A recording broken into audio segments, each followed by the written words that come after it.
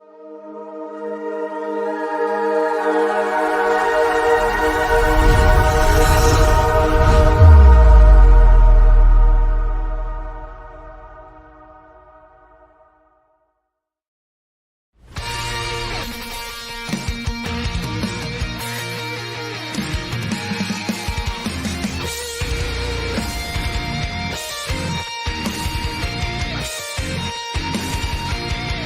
the remnants of Janus City comes a broadcast that will shake the Empire to its core. Rogue One Radio will discuss all things Star Wars and all things in the nerd culture, in and out of the galaxy far, far away.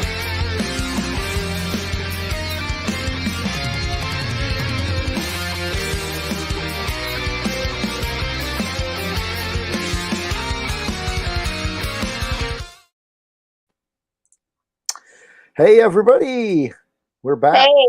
Rogue One Radio. This is episode 85. Ooh, we're getting closer to that 100 mark. Yeah, yes we are.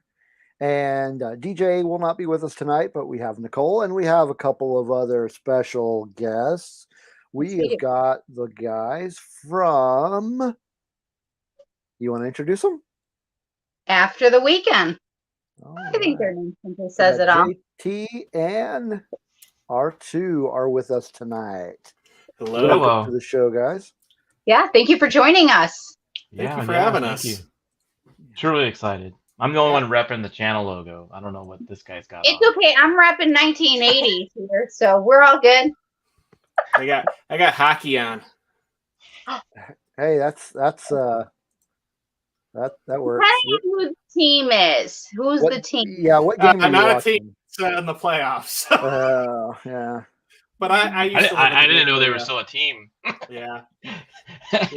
All I gotta say is they definitely should be called the Heartbreakers and not the Sharks these days, because that's all they've done. Since being a fan of theirs. So I said this is episode 85. Today we're going to be talking about the films of John Hughes. And so we've got a few other things. We've got that, and then we've got a little bit of news. I didn't pull up too much. It's been a weird week. And then, of course, I was able to round up a couple of tunes for you folks tonight. So that'll be fun stuff. Awesome. And before we jump into everything, let's check out the chat room. See y'all who all is here. We have Phil TMNT. Hey, Welcome to the Hey, channel. Thanks for coming. We got Dax. Welcome. Hey, Dax. Rogue Disney. Hey, I do recognize That guy's trouble. Yeah. Well, he met Gina Carano the other day. Two thumbs up. That's so cool. He did. Yeah. Sorry, Steve. I'm just all excited about the chat. Go ahead. Continue Scott on. from Used and Abused is here. Scott. Kelly, aka Lunar Girl. Hey, Kelly. And her other half, Dragon Buddy, is with us. How's it going, DB? And who else do we have? Brandon is with us. Hey, Brandon. And then Brian Finnessy is with us. So everybody welcome. And General Shinobi has made her entrance. Dun, da, da, da. Hey, That's another trouble. Yeah, I gotta ask, what is the reference to the blue spatula from DB? Oh, do I want to know what goes on with him and Kelly? Yeah, yes, I will clarify this. So I also have nicknamed him the Swedish chef. So Bork.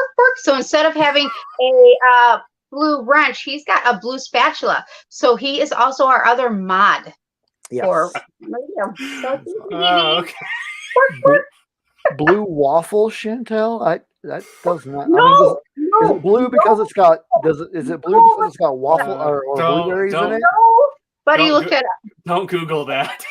Do not Google that. We are talking about John Hughes. Not. Okay, but you know, I'm not gonna lie. You throw a chef hat on DB, and He could definitely cosplay. I can see that this is going to be quite the troublemaking episode tonight. And DJ's not here. This is gonna be awesome. Burning down the house.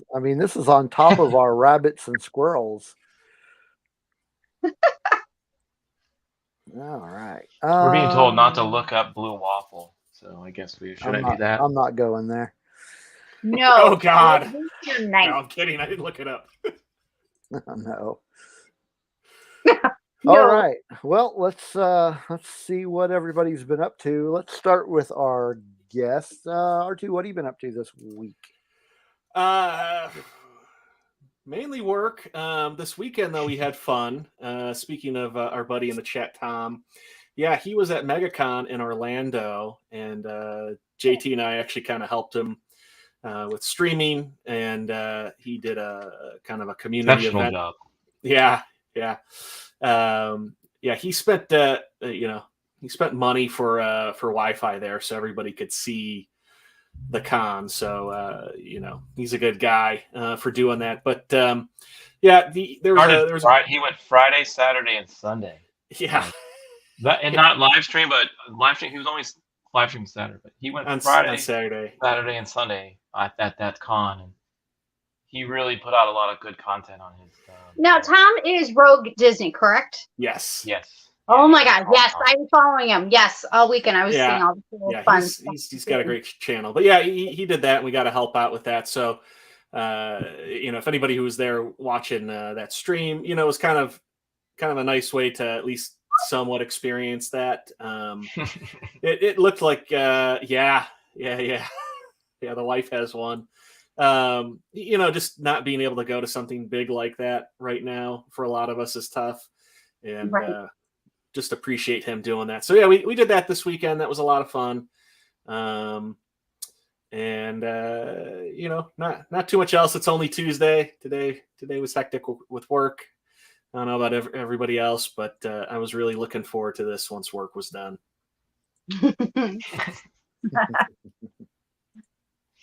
Yeah, same here. I work during the day, but we had a great time over the weekend with Rogue and helping him out. And then he didn't mention it. Archie didn't mention it, but we had a welcome back stream a couple days ago when he was on vacation. He came back, so we did a nice little welcome back for him. We had Matt Vader on. We had a few.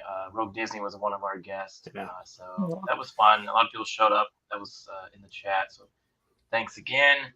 And I think we're gonna get ready to do Top Gun on Monday. So just follow. Yeah, our third co-host is taking a break herself, Maria. I know she wishes she could have been here for this, but her pick is next Monday, and it's Top Gun. So we're looking forward to that. Yeah, just in time for the movie. Exactly. Yeah. So we got something planned for the new one too. So yeah, awesome. Looking forward to it. Thanks. Yeah, very cool. One of my favorite 80 movies, Top Gun. Well, Nicole, what have you been up to this week? Well, my daughter, if you guys can believe it, celebrated her Sweet 16. If you can believe it. She's been kind of busy, just birthday stuff and just more birthday stuff for other family members and friends, and just kind of the same old. Watch This Is Us, and tonight is its finale. I'm probably gonna cry. It's series finale, and this season has been so good for those who are This Is Us fans. Amazing. Just give them Emmys now because they've earned them so much. The writing has been top notch this season, beginning to end. Last season, I almost gave up. I was like, you know what?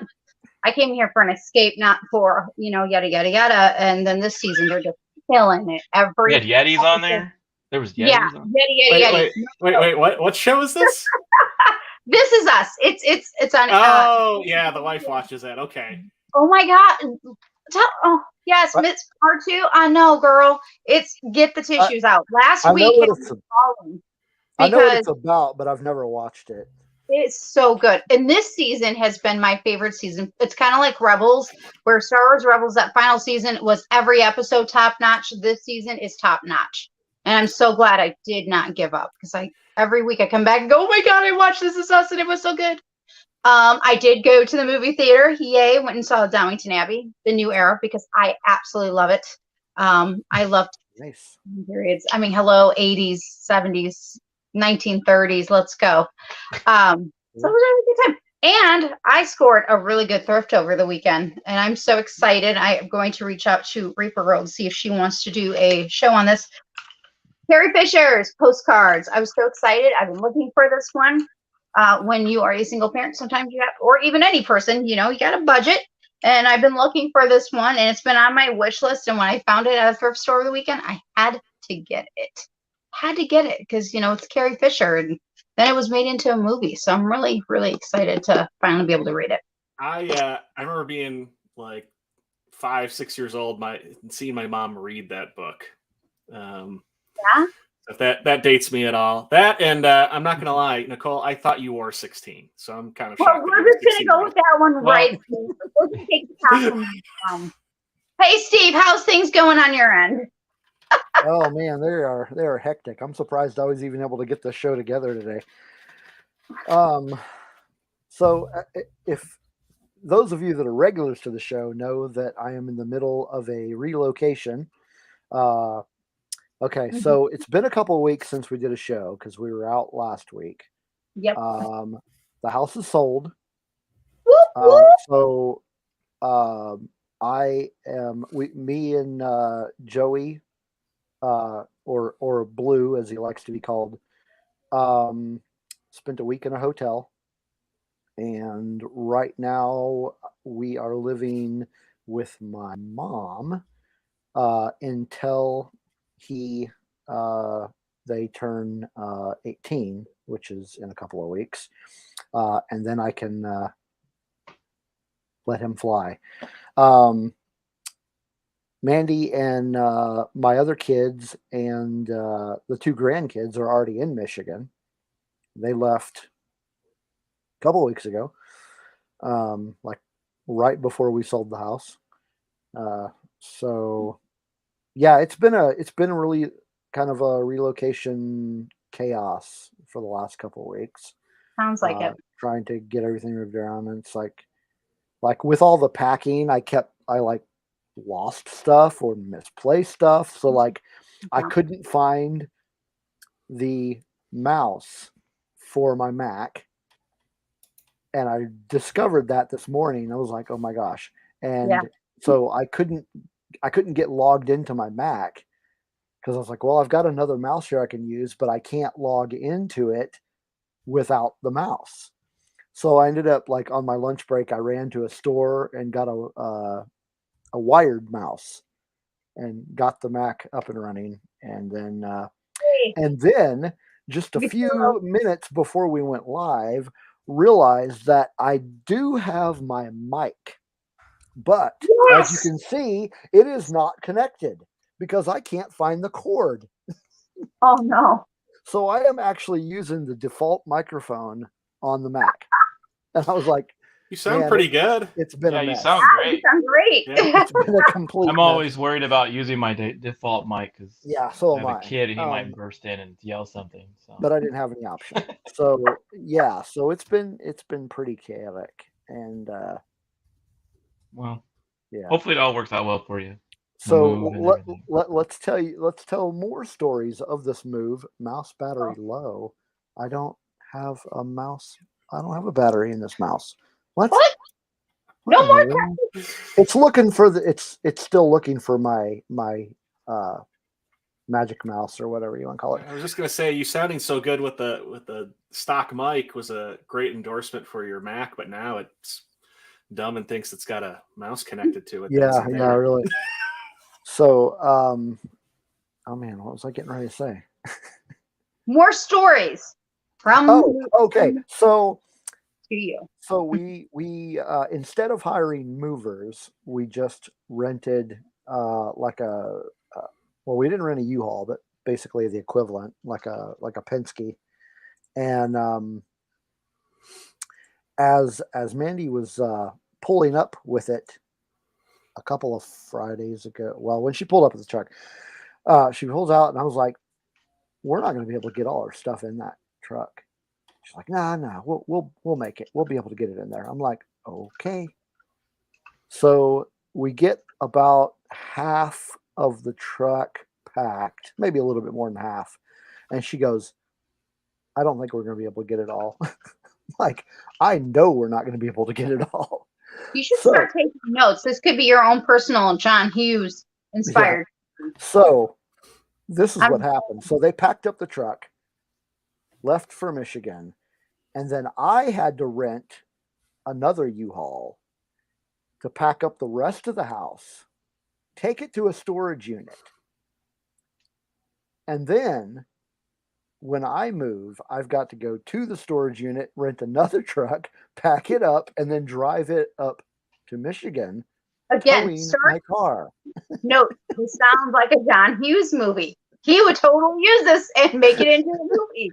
It definitely sounds like a kind of a. Just put me on as producer and original writer, and I'll be okay. It seems like a low-key Griswold relocation. Yeah, National Lampoon's relocation. American Move. Hey, I can totally relate because almost 2 years ago, we left the Bay Area for Arkansas, where we live now, and we rented a pod. And because we didn't even drive, we flew, is what we did. I know exactly what you mean with the it's like storage Tetris. And the pod, the biggest pod is for 1,200 square feet. Our house was 1,500 square feet. So there were some things we didn't take. So Brian says Clark Griswold would have fit everything. Yeah. Probably right. See, and here's the weird thing. We couldn't get all the stuff in our house to fit even after we got rid of a lot of stuff. Like, we got rid of our large sectional couch, our kitchen table. We got rid of a lot of big furniture, and still couldn't fit everything in the U-Haul. That's what I would do. So if we move, it literally, like, everything would probably be, a lot of big things would be sold. The interesting epilogue to this moving story is going to be, so, okay, this is what we did. We bought a piece of land up in Michigan that had 3 small houses on it, because we're going to be in one house, and then my oldest daughter and her husband and their babies are going to be in another house. And then my sister-in-law and her family is in another house. So need to start writing notes down. So here, it gets better. So the plan is we're going to stay up there until we find a bigger piece of land, and then we're going to all build our houses on that land. Problem is, the house we're moving into is half, if not more than half, the size of the house we currently just moved out of. So when we get up there, I'm hoping she already rented a storage unit, but we're going to need a bigger storage unit to put everything in. It's a mess. Yeah.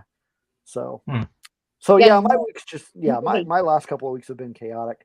I did go to the movies a few times though, and I'm trying to remember what I watched since we have last aired. Quick shout out. I see little Spidey is also in our chat.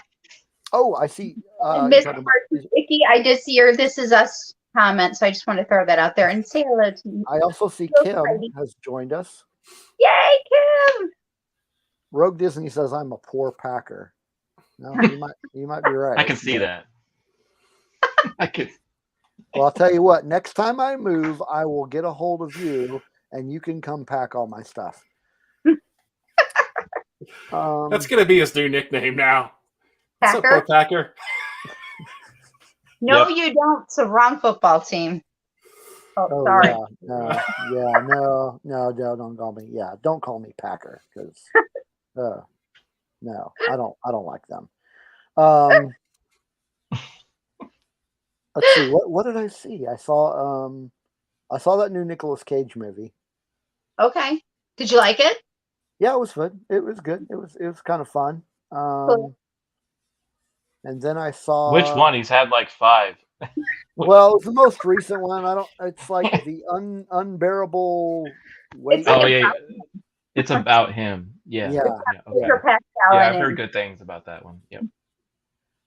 That one, and then, man, what else did I see? I'm trying to remember what Yeah. You guys were on a roll. I have watched since you and I have last done a show. Doctor Strange. I Right. did see that, but that Yeah. was, I think we saw that. I think we had already talked about that. Because you and Joey Oh. had like last week a whole movie like almost every day. Yeah, pretty much. Let's see. Let me look through. Oh, you know what? Sunday, I went and saw the director's cut of Star Trek: The Motion Picture. That Okay. was released in theaters. Was it like quality enhanced, like 4K type of stuff? Yeah, it definitely seemed like the graphics were a lot better, and there was actually like a making of the director's cut featurette before the movie, so they kind of explained like what they did. Like they went back and basically rebuilt all of the models and kind of like I don't know if they reshot them or what. I mean, they would have had to, but Yeah, they yeah, rebuilt them. Huh. yeah. Built So it was, they will come. Sorry, totally different. I mean, didn't make the movie any better, but That movie is it. If you're a Star Trek fan, it's a fun one, but it's Okay. also if you're like it's really a drag, but it's like well, it's got some cool moments in it. I would say I am, but it's definitely not my favorite Star Trek movie. Yeah, I mean, I'm always a Star Trek original, so yeah, I always like those ones. Star Trek. Have you been watching any of the new series, like Discovery or Strange New World? No. I have watched one episode of Strange New World. Yeah, because Matt Vader told me to, so I said okay. Because if yeah. Matt Vader tells you something, you do. I watched the first episode because they said, I read that Anson Mount was playing Captain Pike, and I like Anson Mount. I like what he's done previously, and I wouldn't say I'm a huge Star Trek fan, so but I was watching it, and I was talking to a buddy of mine, Dave, about it, and he's like, yeah, he was Captain Pike on Discovery too. And I was like, oh, really? Well, I guess I'm gonna have to go watch that. So I have watched the first season of Discovery, and I have not started the second season, which is actually when Captain Pike shows up. But I like Discovery so far. It seems pretty good. Since we're talking about Rogue Disney, he said his favorite Star Trek movie is the whale one, Voyage Home. Huh. He would like the whale one with his going to Okay. SeaWorld and Sea Park stuff. Little Spidey says he likes your shirt, Nicole. Aw, don't you? I like it too. It's actually got Mario in the corner. No, he loves Mario, but yeah, he's. I do too. Thank you. I was wearing a Mario shirt. I changed it to wear some Oh merch. man, Oh. Super Mario. I'm such a love of my vintage games. That just dawned on me, Nicole. Neither one of us own a Rogue One Radio shirt. That may or may not be changing and happening soon. Just saying. I'm gonna wait until I move because I don't want to ship anything here.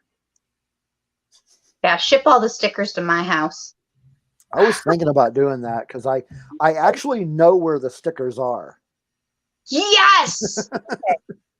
Then we'll get everyone else. First thing you can do is ship your pants. Well, that just makes him officially a part of this ATSW escape pod on Wednesday. Oh, man, ship my pants.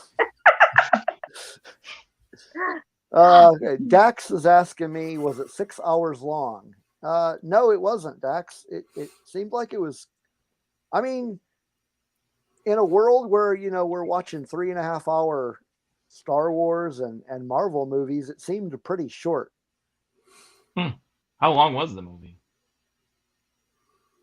2 hours? 5 hours. Couple hours, I don't know. I do remember if you bought it in VHS, it was VHS. Couldn't have been more than 2 hours. But as far as those movies go, prior to the reboot, my favorite is actually First Contact. Mm. Yeah, it's a good one. But I really enjoyed the reboot movies. Well, Steve, what kind of music do we have going on tonight? Yeah, I guess we should probably.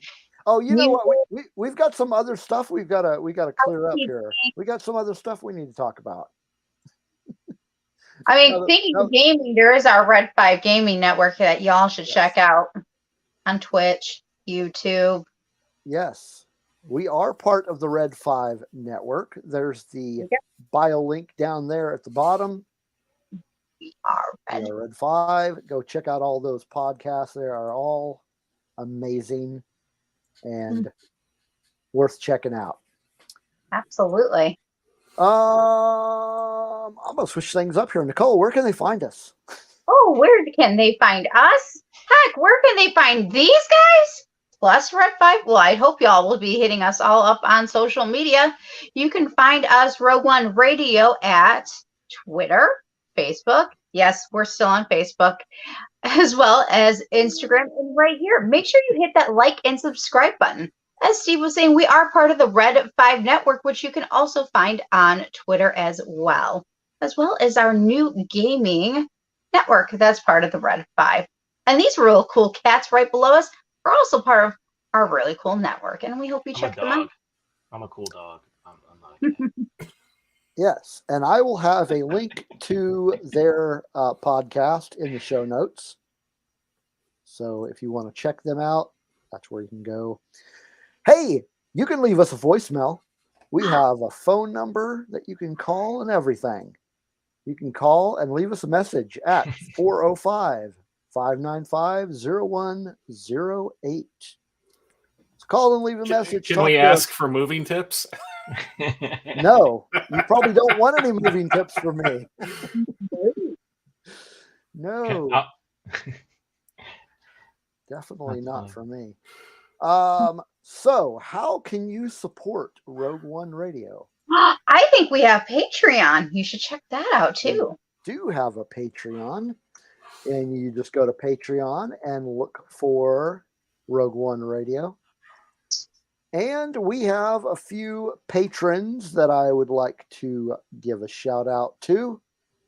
We have Dave Brown was our first patron, so thank you very much. We have Don from the Escape Pod was our second. And then Kelly and Chris, aka Looter Girl and Dragon Buddy. And then we have Nicholas, aka Backyard TARDIS. And last but certainly not least, we have Scott and Kim from Used and Abused Pod. So thank you for being our patrons. We definitely appreciate you. And you too can be a patron by going to patreon.com and searching Rogue One Radio. You can also support us by buying our merch. There's the link right there. It'll also be in the show notes. We got t-shirts, coffee mugs, which is the most important, all kinds of other cool stuff. So show your Rogue One Radio colors and buy our stuff, even though we don't. Nick is the best locksmith in America. The best locksmith? Is that what you said? Yeah, he's the best locksmith in America. Yes. Yeah. Yep. I can concur on that. Yeah. He's had some wild stories on his channel. Yes, he has. Love Nicholas. He's such a cool guy. So too bad we don't have. If I didn't live like across the United States, I would probably call him to fix some of my locks. It's a shame we don't have. I think you live closer to him than any of us. He's in Cali, I think. No, I don't know where he is. I believe he. Maybe. I think he's on the East Coast because he's always up later when he. Yeah, but look at that job. I mean, you can be up later or early. No, I mean he's like I'm on a different. It seems like he's in a different time zone than me. So. Yeah. But I would call him. If I'm going to my be in a lock different broke, time I zone would in a call couple weeks. Yes, you'll 2 be in weeks mine. No, you You'll won't be- be. You'll You'll be in the Nisha. future. in the future. So, yeah, I think the scheduled time frame for my relocation is July 4th weekend. Yay, just in time for. Oh, how can we forget about Scarif Con? Hello. Oh, Scarif Con. Yes, Scarif Con is July 23rd. Yeah. 23rd. And I'll be playing a commercial for it here in a little while. So you can get a taste of Scarif Con. But yeah, Nicole and I will be there. I don't know if DJ is going to be with us. I hope you can. I hope he can make it. And R2, I think you said you're coming too. Yeah. Me and Mrs. R2 will be there. Very cool. Very cool. Nice. And Really if I looking can, I'm forward going to to try it. to live stream from there. So. Nice. Oh, we're gonna have live stream no matter what. We had it last year. Ro keeps it going. He's Very got a whole system that he keeps going the whole time. Cool, It's pretty cool. Well, I want to live stream him live streaming, so it'll be meta. He wants to roam around with the gimbal. Yeah. Maybe I'll buy a GoPro and just Stick it to you. stick it to my hat or something. All right. Hey, you know what? We've got some music to play. Yes, we It do. is time for our first music break. So, first up, we have a band from the United Kingdom called The Subways. They do have a new album coming out later this year. It is currently untitled, or they just haven't released the title. They also have not released the scheduled release date. But they did release a single from it, and we are going to play that. So, this is The Subways with You Kill My Cool.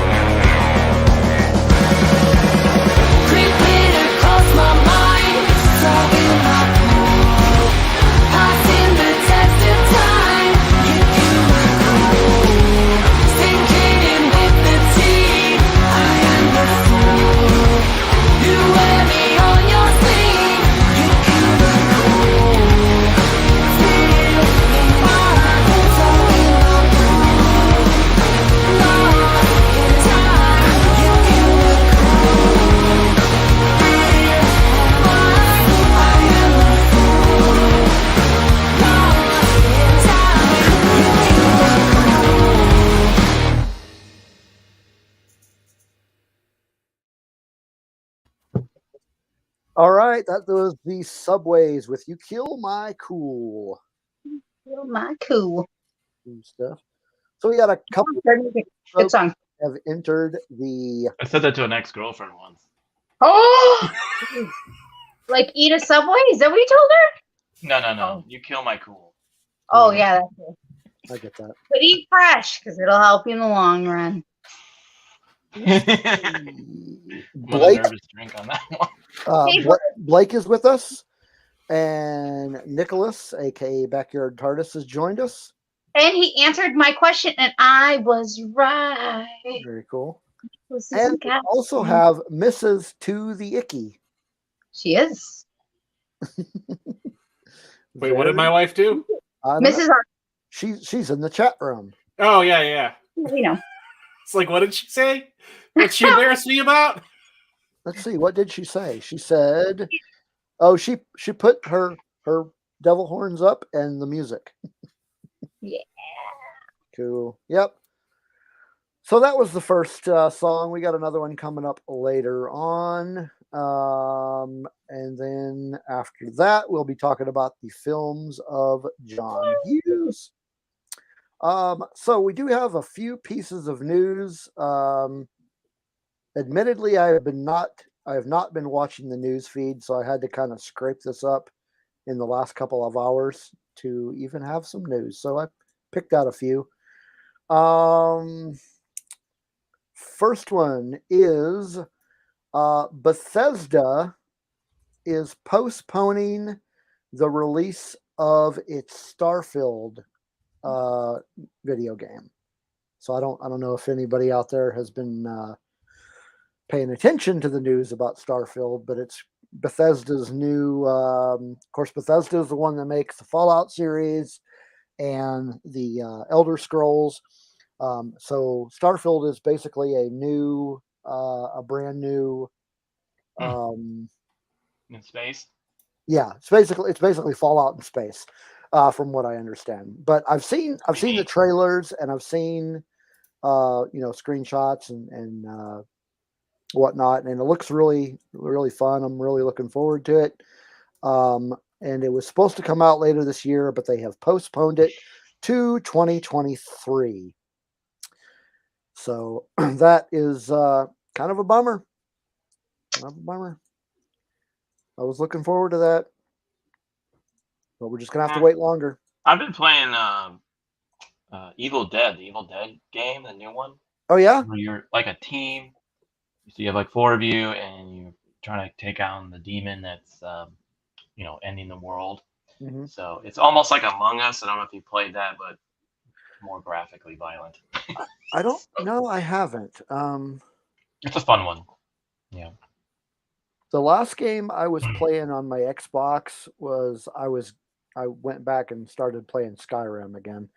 But my Xbox is packed up, so I haven't been doing anything with that.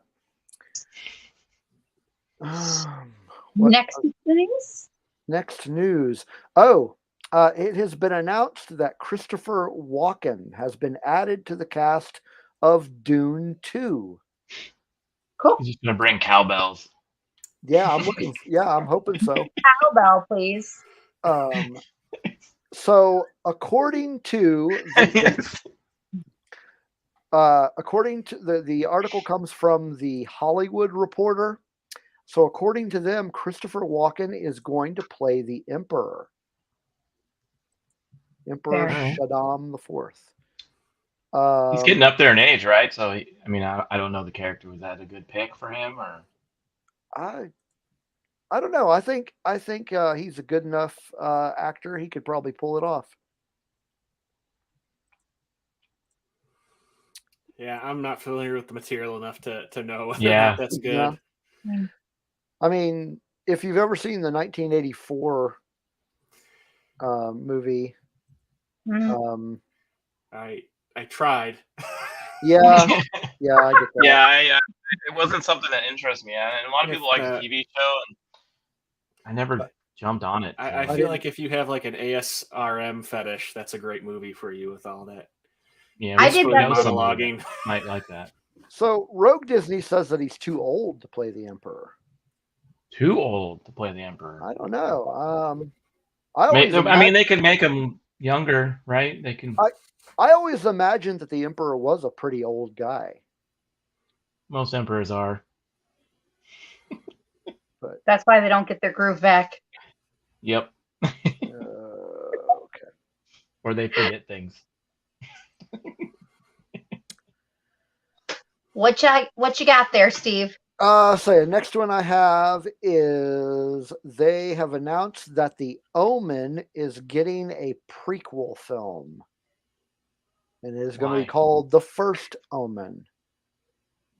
I'm not really sure if that's necessary. They should have called it like The Premonition. Right, they changed it. Yeah, I don't see the Isn't point an Omen like a prequel? Like it's kinda, like yeah. like I mean, an omen to tell you that something is coming. So yeah, I don't get the point of putting together a prequel for The Omen. Like everybody's in this prequel nonsense. They just can't make anything new. Like they have to like say, I'm going to use old characters and right, or reboots and reboots. It's like what's going on? But in the first Omen movie, he's like a baby. So what are you going to do for a prequel? I don't know. They could have been like, we're going to do The Omen, but Damien's going to be a girl. Because that's the other thing that they do too, is they'll make it new and they'll just change one little thing. Yeah, I could see a reboot, which they've already done. A reboot would be fine, but a prequel to The Omen, like that. I thought they've already done a reboot. Well, they did a remake of it. Yeah, that's what I mean. Yeah, I want to say Lev Schreiber and I forget who else, but yeah, do something original. Yeah, they can't anymore. That's true. Yeah, they can. They're just lazy. Well, true. They just have a big board of franchises and they just throw a dart. There you go. That's the way they do it. Last piece of news I have is Star Wars related. Yay! The new Star Wars Dark Horse comics have been revealed, or have been announced rather. We've got an announcement of the first two series that will be coming from Dark Horse Comics. The first one is Star Wars Hyperspace Stories. That's going to be an anthology comic series that features fan favorite heroes and villains across every Star Wars era. And issue number 1 is going to be set during the Clone Wars. And that title will begin this summer. The second one, interesting. Yeah. I think we'll probably find out a lot more here in the next few days. We'll have I think so too. A lot next week. The second series. When did Dark Horse pick up Star Wars? We announced it on the show probably about a month or two ago that Dark Horse was going to be doing Star Wars again. I wasn't into the Marvel comics. Well, they did it for a long time, and then Marvel, or Disney bought Marvel and essentially pulled the license. I've got a very old one over here, an old original Star Wars comic, and I think that was that was Dark Horse. So. Cool. Yeah, so I mean, Marvel isn't going away. Cool. Just Dark Horse is just doing kind of a limited type of series. The Marvel stuff isn't going away. They're just kind of in addition to the Marvel stuff. The second series is going to be starting right about the time for Halloween, and it's going to be called Tales from the Rancor Pit. Interesting. I wonder why they're doing that. Is this going to be people falling into the pit? It's going to be a story about everybody who was fed to the Rancor Pit. Yeah. Is it going to be like Jerry Seinfeld's apartment? Just people just come in and they hang out and they leave? No. It's actually it's going to be written by Kevin Scott. Oh. Okay. And according to him, it is set in a backdrop of a dark and stormy night on Tatooine in the dungeon of Jabba the Hutt. I think this is going to somehow be related to the Book of Boba Fett or to the Mandalorian. I'm just calling it. It could. We got Danny in the chat. Did you know she was a woman? Hey, yes, she is. You Venus. Hey, Danny, how's it going? The other day, Alex from Salty Nerd called her a man. It was funny. Well, you tell us if he hadn't met her yet or know her. He hasn't seen. He needs to check out her. You should have said you need to check out her channel, and then he would maybe understand. She even said a super chat. I'm a woman.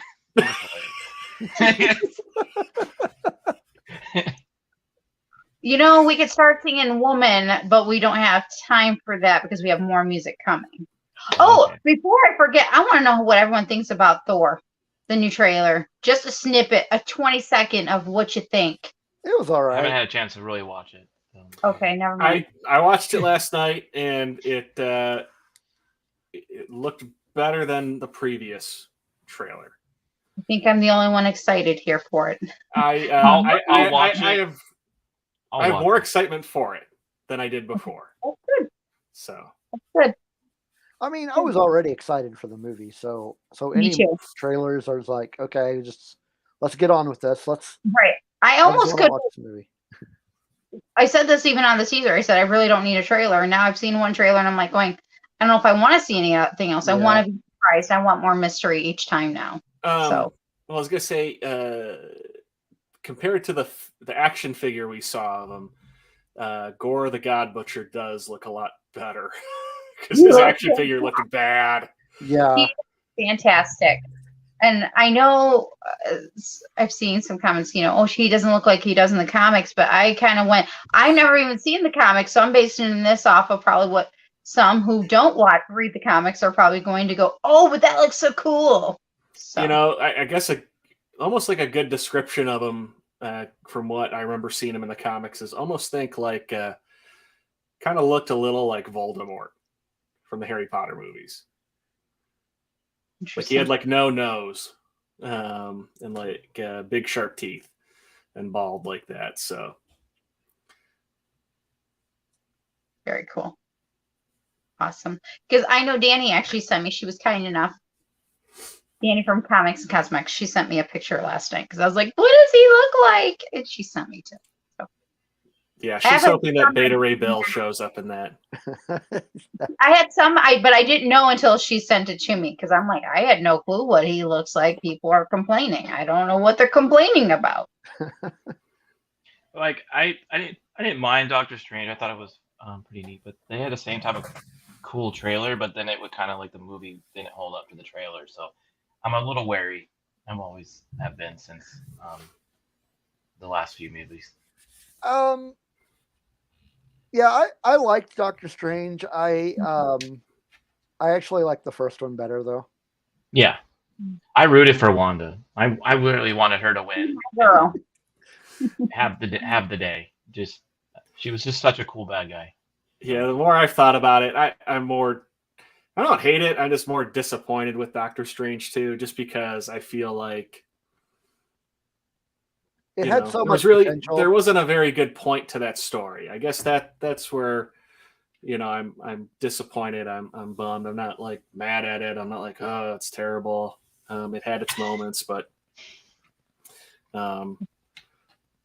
it could have been like Steve could have been said, better. It could have been a lot better. Yeah. It's just I just was like, wow, this is a pretty cool bad guy.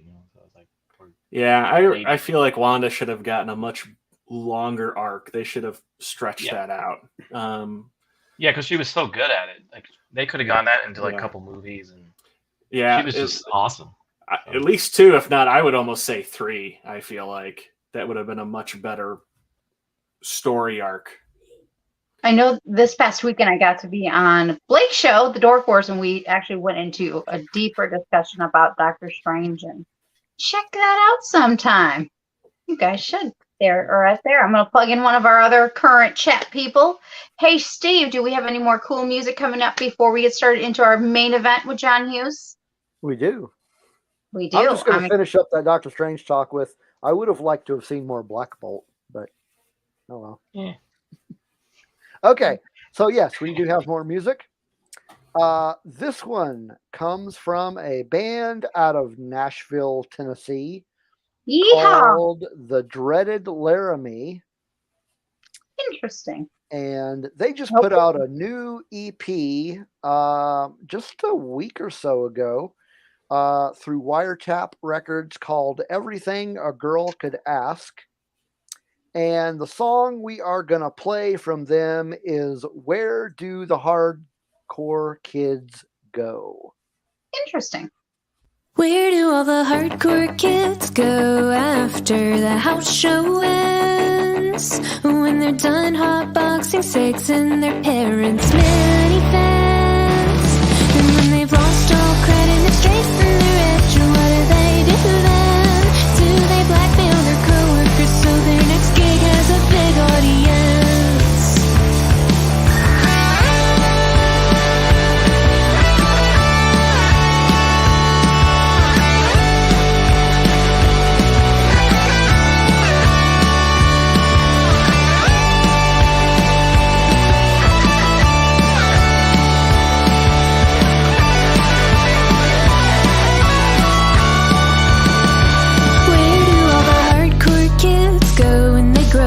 To hardcore men and women, when the angel of death comes, do they go up to a hardcore heaven where they can praise the Lord, tapping their feet in 7/4, and they buy all God's merch to make sure that he has a good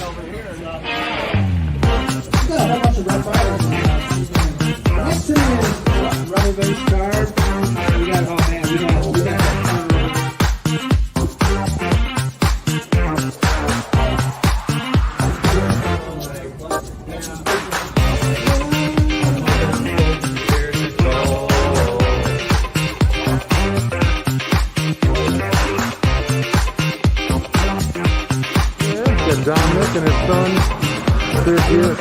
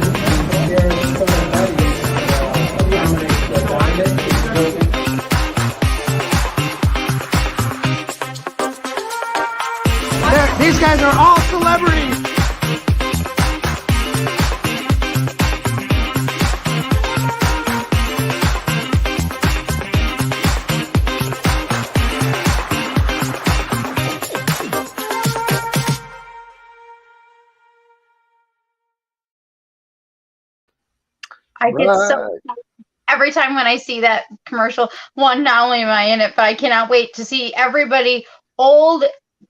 Well, not old, but that I've already met, and I meet them again. And one quick bone/spatula, DB.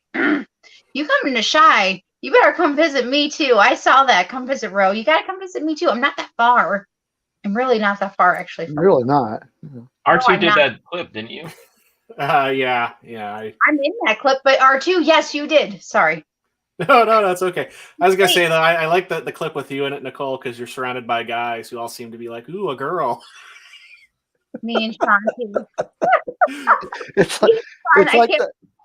It's like that scene in Big Bang Theory when Penny walks into the comic book shop. Well, the best part is they were outside of a comic book shop. Yeah. We were. Well, no, in and out. We were in and out that day.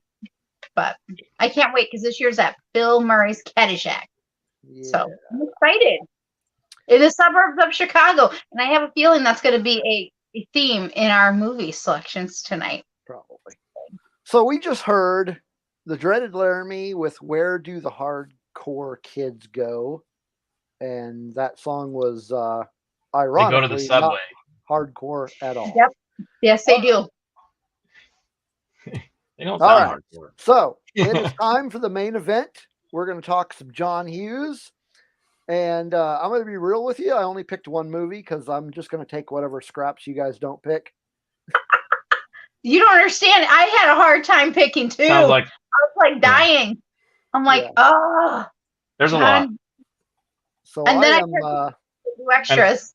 He wrote and so many, but he also directed and wrote it. So it was a hard list to kind of go through and pick. It was a very hard list. I literally just went with what I grew up on and what I liked watched multiple times. So, and R2 took my all-time favorite. Well, so I said you could have it. It's got a bunch of great movies. I could have picked another one. I did make sure that my favorite was picked by myself, but other than that, I'm just going to I'll just talk about whatever you guys don't end up picking. And this is the show, folks. This is how this works. So.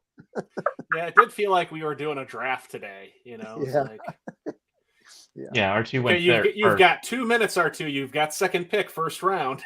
Exactly. Well, we were just kind of getting some ideas, so we knew not to pick the other ones. Cool. And make sure we could get as many movies as we could in. And I'm like, wait, can we do an honorable mention? Because like we love them all. So yeah, I did that. All right, JT, let's start with you. What's your first pick? So I'll go with one of my favorites. It's kind of silly actually, but I like 16 Candles. I always thought it was fun. I had a major little crush on Molly when I was like 10, so I always enjoyed her. So any movie she was in, I always watched. And then Anthony Michael Hall, you know, he's the geek that, you know, I can see some of my old friends or some people I can see them doing the things he did to kind of get a date.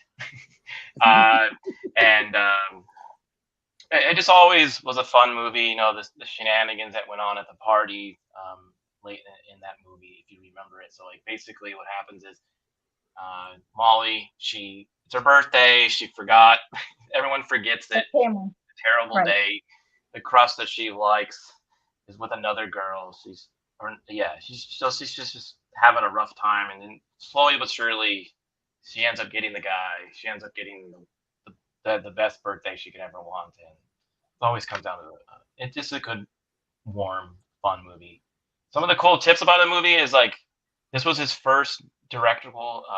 This was his first movie he directed and wrote. And Molly Ringwald and John Hughes share the same birthday, April 18th. So this was probably why he did something like this. Like, you know, he probably had someone forget his birthday, and he probably thought it was horrible. I love Sweet 16. 16 Candles. Fabulous movie. Yeah, I mean, I it's just a little recently watched it. I had to. We're in prom season. I'm like going, okay, I need to watch. I did a double feature. I did no, one day I did like 16 Candles and like Never Been Kissed or something, and then I did another night where I did Carrie and Pretty in Pink, another John Hughes. But 16 Candles, of course, that last scene's one of my absolute favorites. Absolute favorites when between him in the car and her outside the church, and of course at the end when she's sitting on top of the table. I'm like, what table were y'all using? there was so many people, so many guys after that movie were going to try to do that and burn their house down. With the cake. Love it. Yeah, it was Love fun movie. it. It's a very fun. It's a movie though. It's got a lot of things though that are like cultural no-nos today though. Well, okay, this is funny. Okay, I have to throw this in there. You mean like Long Duck Dong? Yeah. That guy is one of the best The weird characters Chinese ever. guy up in I hope. Chinaman. He really was the best character in that movie. yeah. So Yeah, I What's that have happening? Hot stuff. So again, I have my daughter just celebrated her sweet 16, and things might not have, things don't always turn out as planned. Her, just like in the movie 16 Candles. And I looked at her and said, her and her boyfriend, and said, you guys should go watch 16 Candles. However, I do not condone going out and trashing anybody's houses, and do not get drunk, and do not do this, but watch the movie instead, and enjoy it for what it is. And I mean, because it does have some really good themes in it, and of course, forgiveness, because she does go to forgive her parents and things, because they were so wrapped up in her sister and her the wedding and whatnot, and yes, there are a few other things. I think little Spidey's still here, so I won't say everything. That probably was not the best, but still a great movie all around.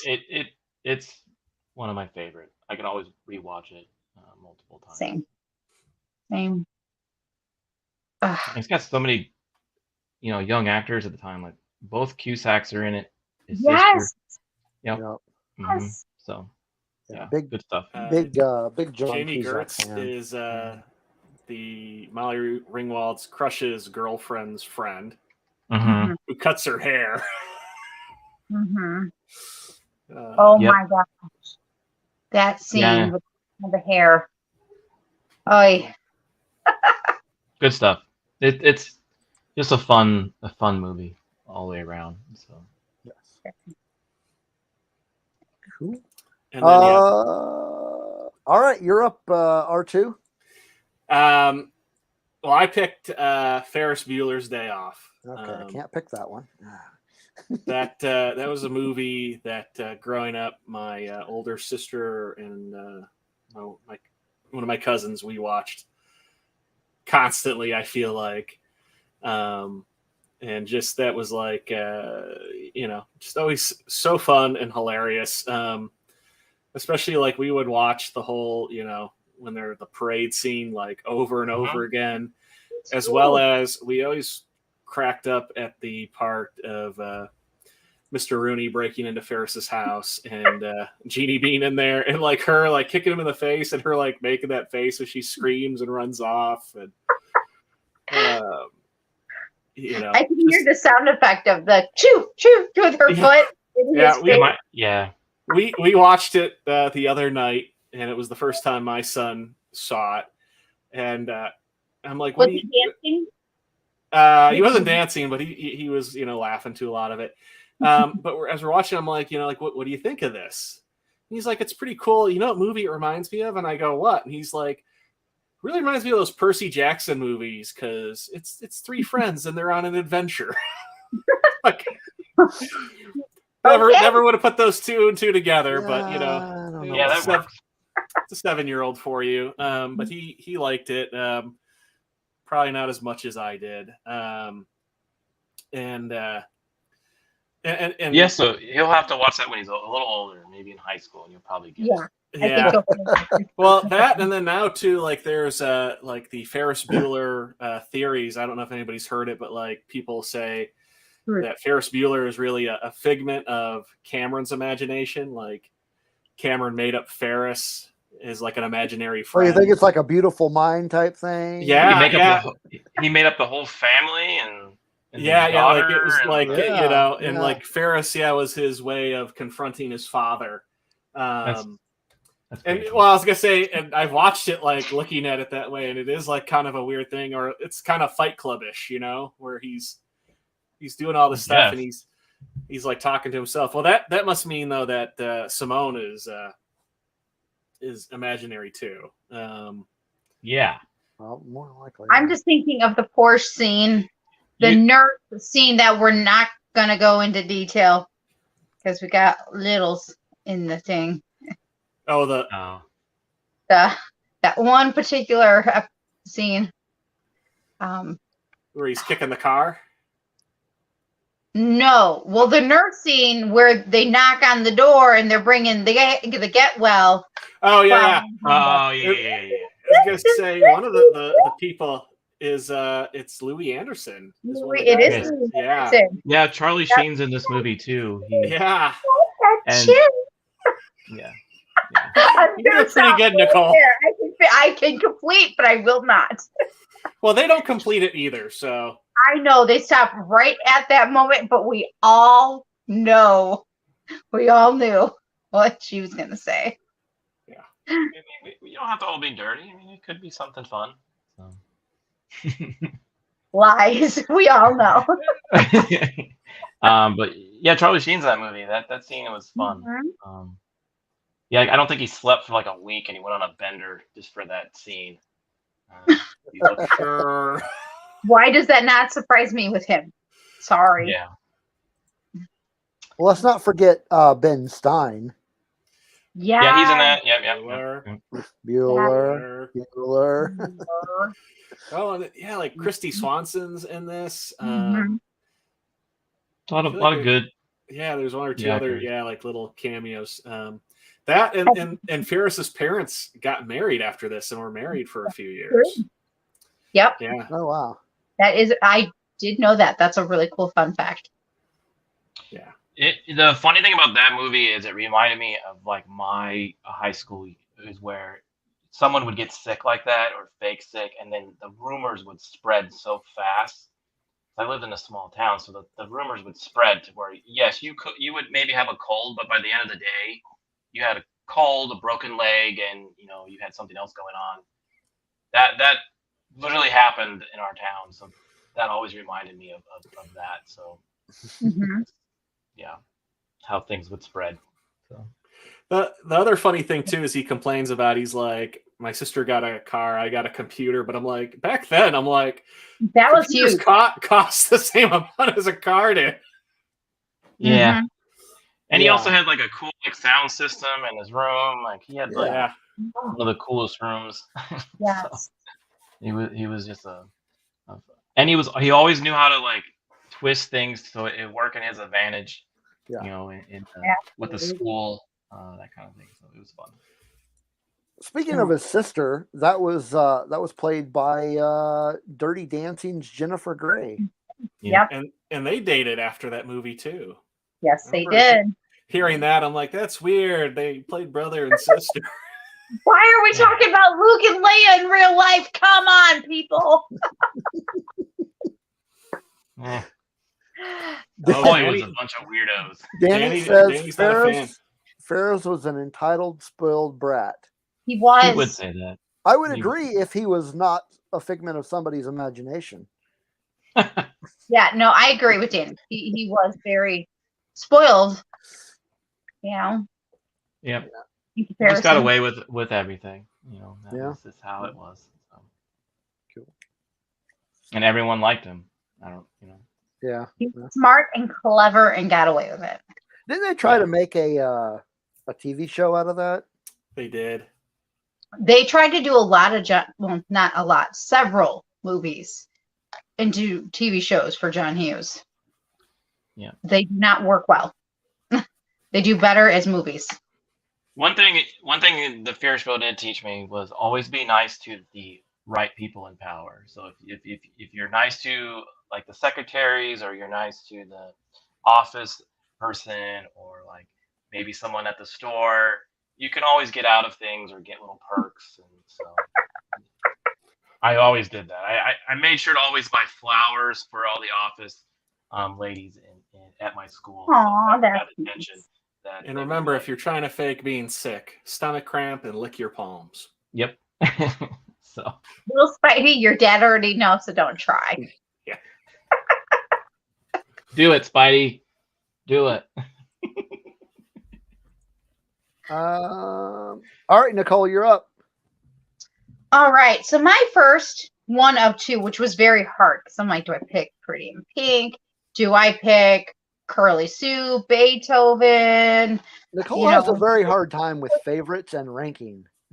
I don't rank this. I would have looked at you and gone, no. We would have to. I would have said we have to do a series on this. But I decided to go with my second one I'm going to talk about tonight is actually one that was in a particular poll and recently on After the Weekend as an episode, because it's none other than the 1989 movie Uncle Buck. Because I pushed for that in that chat, and I said, no, you guys have to do Uncle Buck. And they put up the poll, and I'm like, Uncle Buck. I just love Uncle Buck. Yeah, that's true. We were like, she's not going to stop talking about it. We better do it. Yeah, Like, we got copyright claim on that stream. So thanks, Nicole. Thanks. You're welcome. You're welcome. So, of course, 1989's Uncle Buck with Mr. John Candy. This actually has a really, really cool cast, which I'm going to mention one in particular here in just a moment. Of course, we have the Macaulay Culkin, which, of course, connects to another future movie for Mr. John Hughes. We have Gabby Hoffman, who went on to do Field of Dreams. They really did have a really good cast here. Of course, she was in Sleepless in Seattle. She's still doing movies today. Laurie Metcalf, of course, who's now in Roseanne and stuff. Amy Madigan. A young Anna Klumsky. So if you look closely, she's also in it. But I want to tie in this movie to After the Weekend's next episode. And here it is. You guys ready? 3, 2, 1. From the movie Uncle Buck, there is a girl that is Jean Louise Kelly, also known as Tia, and she will be in Top Gun Maverick. These guys are going to be talking about Top Gun next week, and hopefully the future of Top Gun Maverick. Yes, I just connected an episode to another episode. Pretty cool. She's a good pitch person. She can really. Anyways, of course, it's taken in Chicago, like majority of, if I believe, most of all John Hughes movies take place in Chicago. I love Uncle Buck because it is a fun, heartwarming movie. It's very funny. It's off the cuff. I absolutely, of course, Miles played by Macaulay Culkin and then John Candy. One of my favorite scenes, of course, is the question scene where, that's a fun, it's a fun trivia thing there that, he was doing the questions and he couldn't remember the lines. And so John Candy, would write down the lines and put it on his forehead. The pancake scene. I cannot get over the pancake scene. Like, to this day, I would love to have a giant pancake birthday cake. Okay, so anybody who's looking at an idea, I want a giant, like, pancakes that big, because I think that was absolutely cool. I just love that. Now I'm thinking about Miles going, I'm a kid, that's my job. Just love that. Cannot forget, of course, the clown. That's funny yet naughty. Sorry, but that was played by Mike Starr, who's from Goodfellas. He's a really cool guy, and you wouldn't know he was the one behind the clown mask, though. Not mask, paint, makeup, whatever. So, love Uncle Buck. So good. They really do teach a lot about things, What? Yeah, that's a good one. So that's a good movie about high school and like other stuff. So if you're like up and coming to high school, you could literally watch Ferris Bueller 16 Candles in that movie, and you would probably make it out. Another one that I'll be talking to. Yeah. But then there is that moment of where you see families come together. You see mom and daughter come together, which I think is a very important dynamic. So there is definitely some really good family elements here, where two brothers who weren't close have now come together. You know what I mean? Now he's close with his, nephews and nieces. And then by the end of the movie, it's really well done. And I absolutely love it. And of course, that one scene with Miles when he's talking to Shanice through the mail slot is the one, of course, that would inspire John Hughes to go back and write the feature of Home Alone, which I absolutely love that he did that. That's what I love about John Hughes, is that he got creative. Like me telling Steve, you need to start writing down notes, because that's what John Hughes would have done. He'd been like, give me a script, give me paper, let me start writing, because he took the chaos, he took the crazy from our actual everyday lives and put it on the screen. And I think that's what makes it so relatable.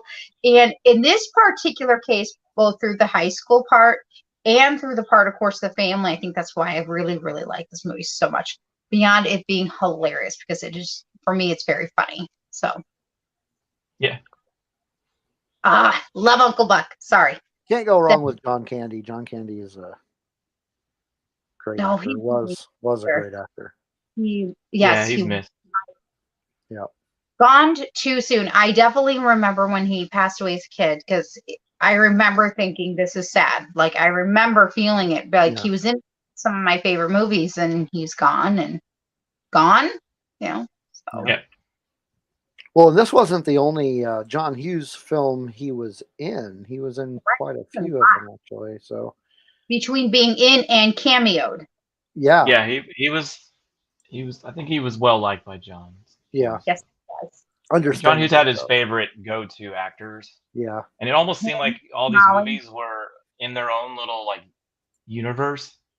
It could be like the John Hughes universe. So it all seemed like they all were kind of. I think together. he does have his own universe. I swear. Yeah, it would probably like have John Candy in his little beat up station wagon driving down the road and bump into Furious while he's running through the street, because that would probably. Well, they all predominantly take place in Shermer, Illinois, which he created, and a good comparison, because he's said that he's always inspired his writing. It's kind of like Kevin Smith before there was Kevin Smith. With all his movies do have some like small little kind of connection, it seems like, and the actors that he got. So yeah, they always do feel slightly interwoven, even when they're not. And actually, though, there is 2 movies that he did that are connected. There is. I've been waiting for this because I thought you might be doing it on your next one. I've been saving a fun trivia fact. Oh no. Yeah, no. I'll let you have the honors for that. Well, wait, because we still have to do another go round, and I'm assuming that's your next movie. So no, actually, it's not. You changed it? Okay. I don't remember. I have 2 lined up. Well, maybe I have different trivia than you don't know too. Well, okay. Well, then I will give this fun trivia up then, because there's also the movie Planes, Trains, and Automobiles. Because this is it's my favorite Thanksgiving movie, because it's literally the only Thanksgiving movie. And if you watch closely, you can see an early showing of another John Hughes movies, which was She's Having a Baby. And inside She's Having a Baby, at the end, there is a lot of cameos, including John Candy, other various John Hughes, from other films that he was doing, like The Great Outdoors. There is a lot of people in that. Oh, and Planes, Trains, Automobiles also has Kevin Bacon. Yeah. There were so many connections. I love it. Yeah. Well, that's the one I was talking about in the beginning. When they're trying to get the cab, he sees Kevin Bacon, and that's Kevin Bacon from She's Having a Baby. Yes, and I love it. I love like he was the Kevin Feige of the 80s and early 90s. It's so sad that him and John Candy, rest in peace, that they're gone, because I can only imagine what he would still be doing if he was still with us today, because he was just a great director. I just love his movies. So. Well, Steve. All right. So my one pick that I actually picked is from, this one's a little different than you would think, because most people probably would not have picked this. It is from the 1987 movie written by John Hughes, called Some Kind of Wonderful. I love that movie. Yeah. I would have picked it if you wouldn't have picked it. I think. Another one of those high school kind of coming of age films that didn't really star any of his kind of the normal go-to John Hughes folks. Mhm. It had Eric Stoltz, Mary Stuart Matterson, Leah Thompson. Those were the primary three. But yeah, it was the movie. The Eric Stoltz plays the guy. He's kind of a nerd in school, and he's got this tomboy friend that helps him get a date with the popular girl in school, and kind of how all of that progresses, and then turns out that the tomboy actually liked him, and then at the end they get together. And I don't know what it is about that particular movie that just struck a chord with me, but I really liked it ever since the first time I saw it. The cast, these three kind of playing off each other, as well as the I guess you can kind of call him the antagonist. His name is oh man, what's the actor's name? Let me pull up Wikipedia. Craig Sheffer plays kind of the heavy. Let's just call him the antagonist. And but all four of those folks kind of playing off each other just made for a really good film. And so yeah, John actually did not direct this, but he did write and produce it. But yeah, that was a really good film. And I don't know, just something about this whole idea of this guy has been trying to chase this girl ever since they all started high school, and then he finally gets the date through the help of the girl who actually wants him. And just fun movie. It is. It's a very fun movie, and I love Masterson in it. Oh yeah, I loved her in that.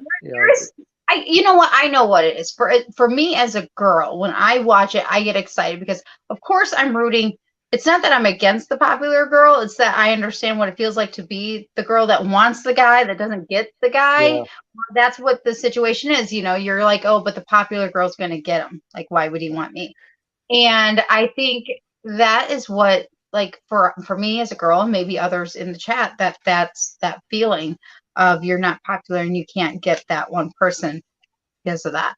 And then there's, I'm trying to think of the actor's name. He gets them into the art gallery, which I love. Duncan. I love that scene. Who is it? The character is Duncan. It's Elias Kotis, Casey Jones. Yeah. I don't know why. I really like him in this movie. Just his, I don't know. There's something about him, that edge that he brings to the movie that changes it up a little bit, so it's not completely cheesy. It's more genuine, more authentic, and I like that. So one of the a bit of trivia about this film is that so Pretty in Pink had come out, and it was widely kind of speculated that John Hughes was not happy with the ending because the nerd didn't get the girl. Yeah. And so he basically wrote this one to get that happy ending. That's correct. But yeah, I loved Mary Stuart Matterson's character, the kind of the tomboy drummer. In hindsight, of course, now when there's that scene when he practices kissing her. Yeah. Now I look back and go, yeah, he just should have just went, wait, I'm going the wrong direction. Yeah. I think that's when it first, he first realized that maybe he was not making the right choice. Right. Like, this friend is more than a friend. Yeah. Well, you brought up too about the Pretty in Pink. I've heard that where he didn't like the ending of that. And I just watched this a couple days ago because it was free to watch on Tubi. I very much felt like, I was kind of watching Pretty in Pink because the kind of the antagonist seemed like that should have been like Steph's cousin from Pretty in Pink. Yeah. And all the characters seemed like caricatures of other John Hughes, like Anthony Michael Hall should have been Eric Stoltz, and Molly Ringwald should have been Leah Thompson, and Ali Sheedy should have been Watts. You know, like they all seemed like they were playing versions of those people. Yeah. So I totally kind of get that vibe from it. Mm-hmm. Yeah. And even the guy who plays Duncan kind of reminds me of the guy who marries the older sister in 16 Candles. If you just oh Lord, it makes you wonder if John Hughes had like certain experiences with these stories in his own life. Like, was he a person that didn't get the girl that he wanted? Did he know someone that did? Did he get how much of this is autobiographical? On vacation.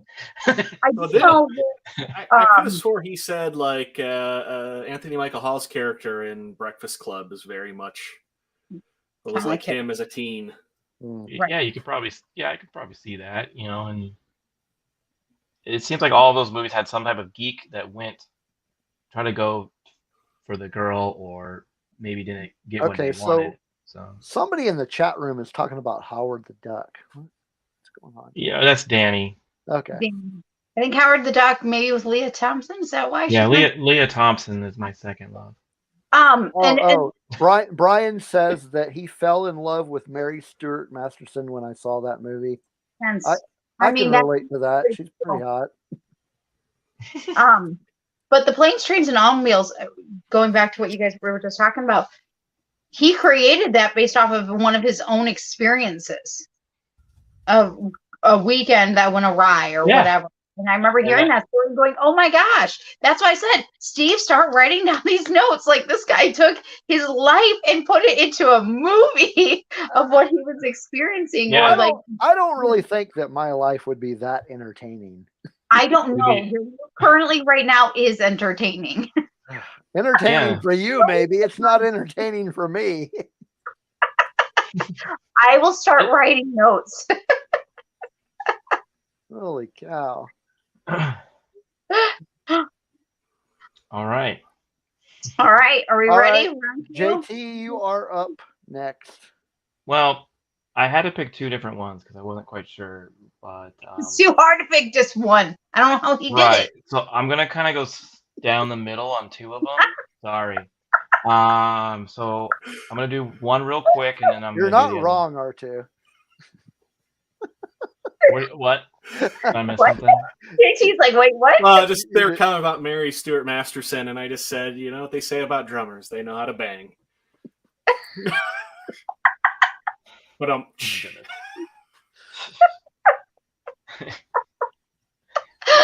out. JT's like, I can't believe I do a show with you. Oh no, squirrel.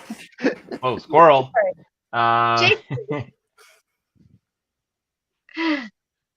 Okay. No, you're gonna do it again. Do it one more time.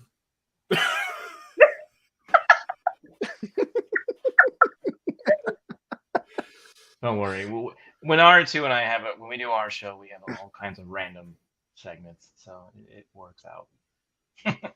We're used to that kind of stuff. We are all over the place on this show. I'm having a great time. Again, thanks for the invite. This is fun. Yeah, we really are like trains, squirrels, and rabbits. True story. Sounds like a movie. It really is. There it is. That one's for me that goes down the bunny holes. So Home Alone was. What were we talking about? Oh yeah, it's your turn. Yeah, Home Alone was going to be one of my picks. But of course, everyone knows what Home Alone is. It has like multiple movies and Macaulay Culkin, and I always felt bad for the kid that got left behind. And this movie would probably never happen in real life nowadays because of technology. But as a kid, though, it made you wonder, like, okay, if I was left at home behind, what would I do? And would this kind of stuff happen? And would you order pizza, eat a ton of ice cream? You know, if a bad guy did show up your house, what would you do? And Yeah. he does all the extremes in this movie, which is fun. And I was always a big fan of Joe Pesci, and seeing Joe Pesci as kind of a stumbling, bumbling bad guy, and not like a serious beat you over the head with the phone bad guy, was pretty fun. So it was a good change for him. And one trivia that I did want to mention with this movie with Joe Pesci, he wanted Macaulay Culkin, which was 9 at the time, to be scared of him. So every time when Macaulay when he would see him on set, he would avoid him or give him dirty looks. So they never really spoke on set, and he always like would do like weird looks to him, so that Macaulay would always be scared of him. So that way, it was more meaningful during the shooting of the scenes, which I thought was pretty funny. Hopefully they didn't. Hopefully they made up later, and he's not still afraid of him. So hopefully not these days. Yeah, and then the other one was Weird Science, another Anthony Michael Hall. That one was always fun. Two guys make a computer and build a woman, and Hey, did you just pick 2? I did. So it was pick a second movie, not pick 2 more movies. 2.3. Well, fine, I won't say anymore. But it was Weird Science. You're dipping into what I've got left from the scraps. You can do Weird Science. That's all right. That's what she said. I've already got an idea of what I'm going to pick if Nicole or R2 did not pick it. John Candy was also in Home Alone, by the way. So. Yes, he did do a cameo.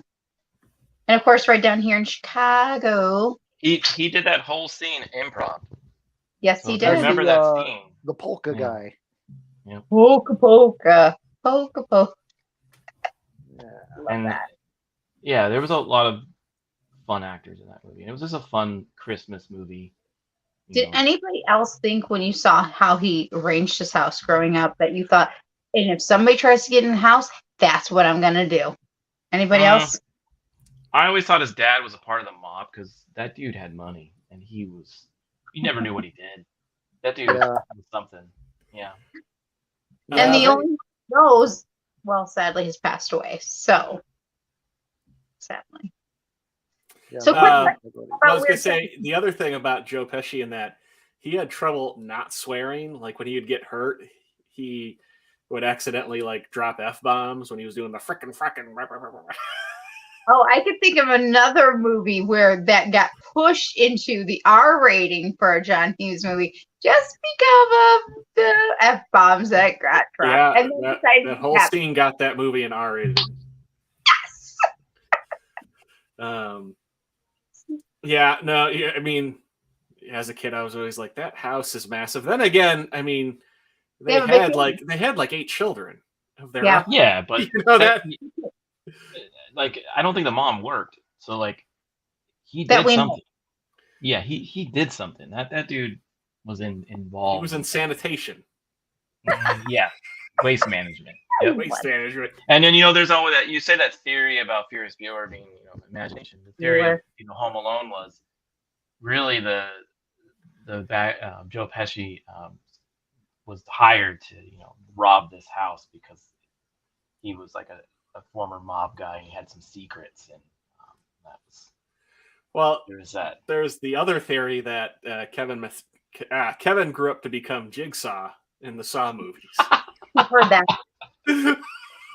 Jeez. No. Yeah, because that's the other thing. The stuff that he did to those guys, they wouldn't have made it that far. He even did it in other houses too, right? Like when they went to another house. When they went to he it was he went flooded. to the neighbor's house and it was flooding because they had already robbed it because the one guy. They were called the Wet Bandits or something. The Wet Bandits, yeah. So I'm just curious, JT, though, you mentioned Weird Science because I'm just going to mention this. What did you like about Weird Science, or what's some do you have like a really cool, fun trivia fact that you can throw in before we hand this over to R2? About, because you did mention Weird Science, and of course I like Weird Science too. Let's see. No, I guess I really don't didn't. say the bra on your head. Yeah, that was just another funny movie. It was like Robert Downey Jr.'s in it, which is classic. Only the only was that what you guys just said? Only the Lonely? What movie? I said You Robert guys- Downey Jr. was in it. In which one? Only the Lonely? What are we talking about? Which movie? Weird Science. Oh, duh. Don't ask me why. I thought you said Only the Lonely. I'm like, Only the Lonely. My brain was like, Only the Lonely. Why are you talking about only? Never mind.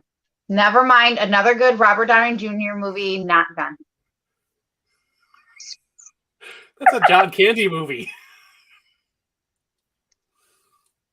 We're off the rails again. I know. Oh, Yeah. Back on It's that okay. thing. I only had Weird Science as a backup. I didn't make any notes on it. So it Nicole's was so excited to talk John Hughes. Everything just sounds like a John Hughes film. Everything is amazing.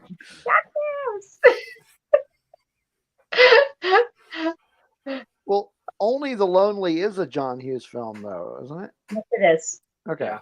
But I'm He's thinking of done a lot. another Robert Downey Jr. movie that I Iron will Man? talk about later. Iron Man was not a John Hughes film. Well, we all Although know it could have been. No, it's the one with Aunt May in it. In Italy. Am Yes. I right? See. correct. that look, I can see her right now. Okay, we're really Anybody remember Robert Downey Jr. in the movie Back to School with Yeah. Rodney Dangerfield? Dude, Robert Downey Jr. was so fun. He was He's always been hilarious in fun. that movie. Like, Yeah. Derek, get up! You look like the poster boy for birth control. I was so happy when he got out of his like low spot in time and was able Yeah. to get back up and do Iron Man and yes. Sherlock Holmes and everything else because Agreed. he deserves all of it. He's a good person. So All right. R2, what is your second pick or your first pick? No, I did my first pick.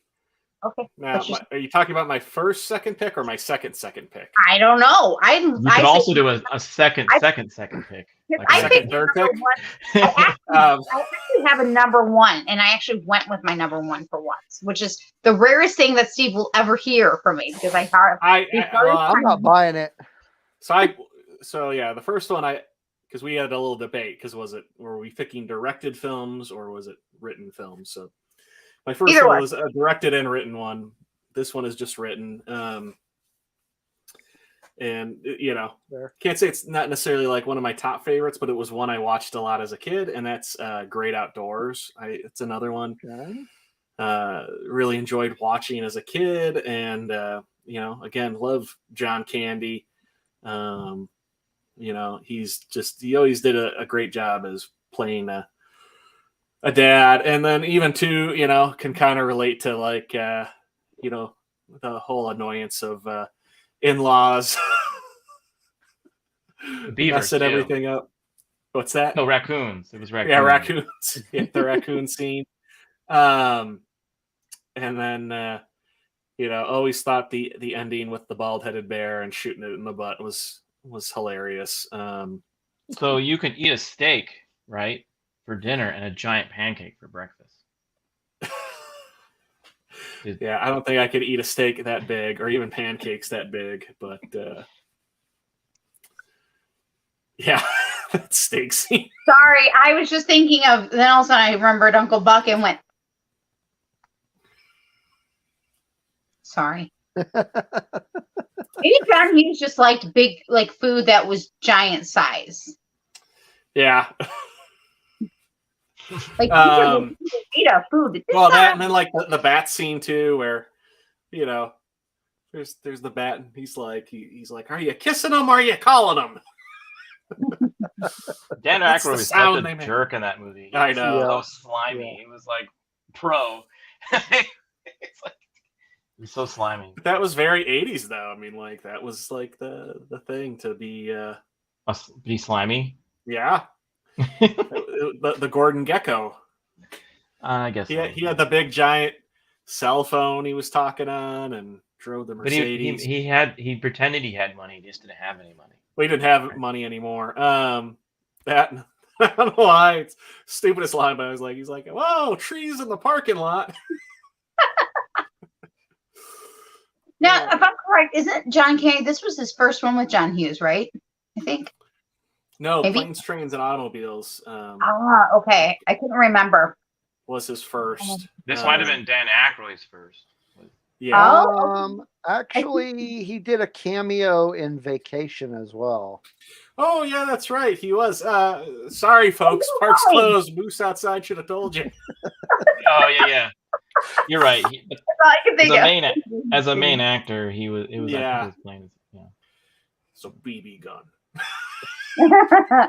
This time I didn't throw up on your roller coaster. Again, it's just almost like another experience movie. It's like he knew people where he went to a lake house every summer and dealt with all the shenanigans. Yeah.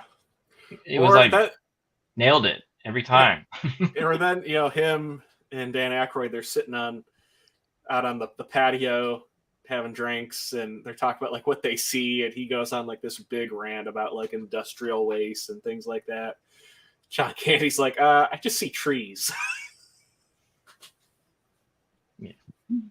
Yeah, a great movie. I like when they put him on the jet ski. That was always fun. So Yes, I definitely love the jet ski scene. that one cracked me up a lot. That did. That was very funny. You bastard! What's he saying? Go faster! Yep. And that's happened to someone, right? So you could relate to that. Like you're yelling something, you hear something different. Yeah, he was always good about doing experiences. Mm-hmm. Agreed. That was a great movie. That's why they called it Great Outdoors, because it was a great movie. He wanted hot dogs. You know what those are made out of? Yeah. It's almost like you watched this yesterday. You're quoting it so much. No, I've watched it that much. So you mentioned, I'm going to ask you, what is your favorite? Because you said you picked something that you watch the most, but what is your favorite? Curiosity. If I think about it, and I think this comes down to more of watching this with family a lot, quite a bit. And I think I always think of that when I do watch it, but it's Christmas Vacation. I remember seeing that at the theater. Just that was like, it seemed like for a while growing up, if we ever got together as a family, I mean, it wasn't, didn't even matter what time of year, just like we always seemed to watch that, and like sitting with my dad, my brother, cousins, uncles, aunts, just like everybody cracking up at it. It's definitely we still watch it every Christmas. We make sure to put it on.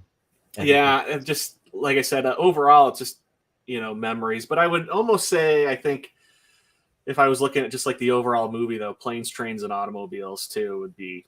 Wow, you got Thanksgiving and Christmas covered. So that movie is actually my wife's favorite movie. Like Christmas Vacation. Yeah, It's a good Christmas. Yeah, one year, like every Christmas we do like she likes to have us do these like themed pajamas. Yes. And 1 year our theme was quotes from that movie that was on. Oh, that's funny. Yeah, it was a lot of fun.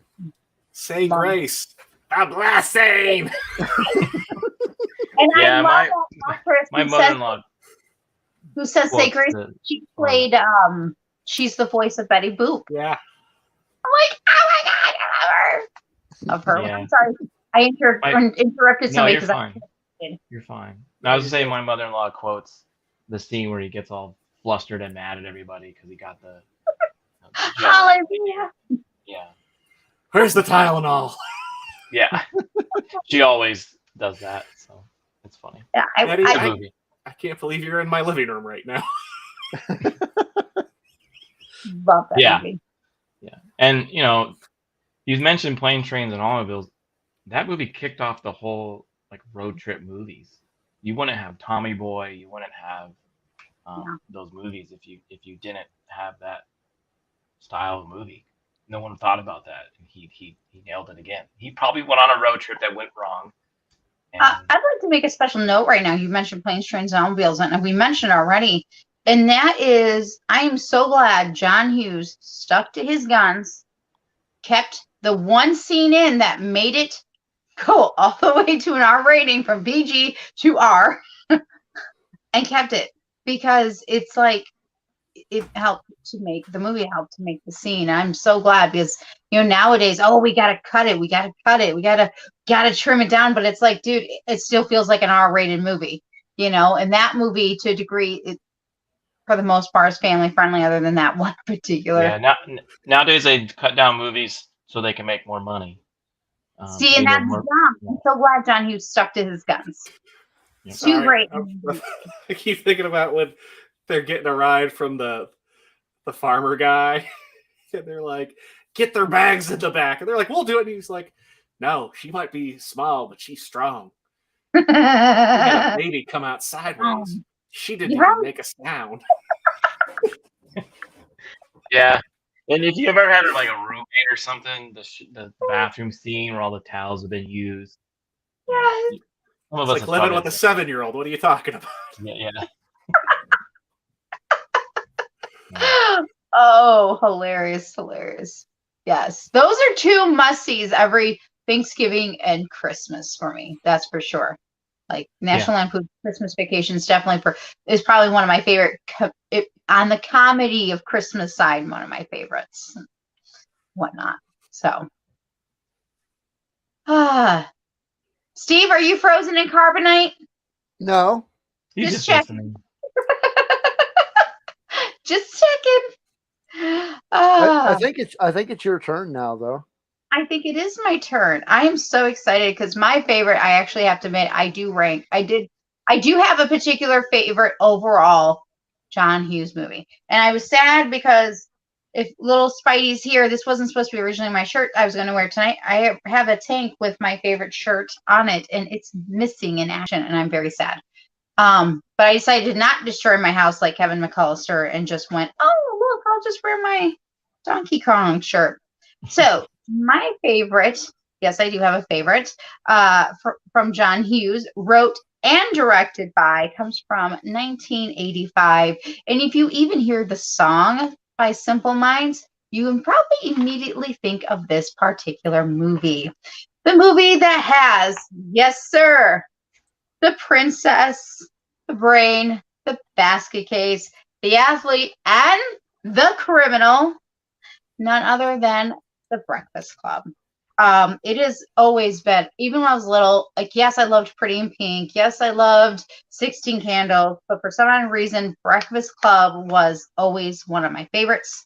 I just always understood it when I would be watching other shows. It's funny because I've seen other shows like ER one time did an episode where they kind of did The Breakfast Club within an episode, but not, you know what I mean? So a lot of other shows and movies have kind of taken it from that. I really love this movie. I love the characters. I mean, they are the Brat Pack. The movie did very well at the box office. And again, when I hear the song by Simple Minds, Don't You Forget About Me, I immediately start thinking of the movie. And then I have to go watch the movie because I can't stop thinking about it. I have to watch it. Like Home Alone, I don't think it could be done nowadays because we're too busy doing this. We're too busy on our phones, and you wouldn't be able to have those really good in-depth conversations that they had. Absolutely loved Molly Ringwald, Judd Nelson, Andy Michael Hall, of course, is in it.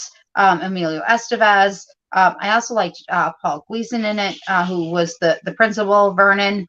You got to get the bull by the horns, y'all. He always did that when he said like 2. He like, yes, 2 weeks.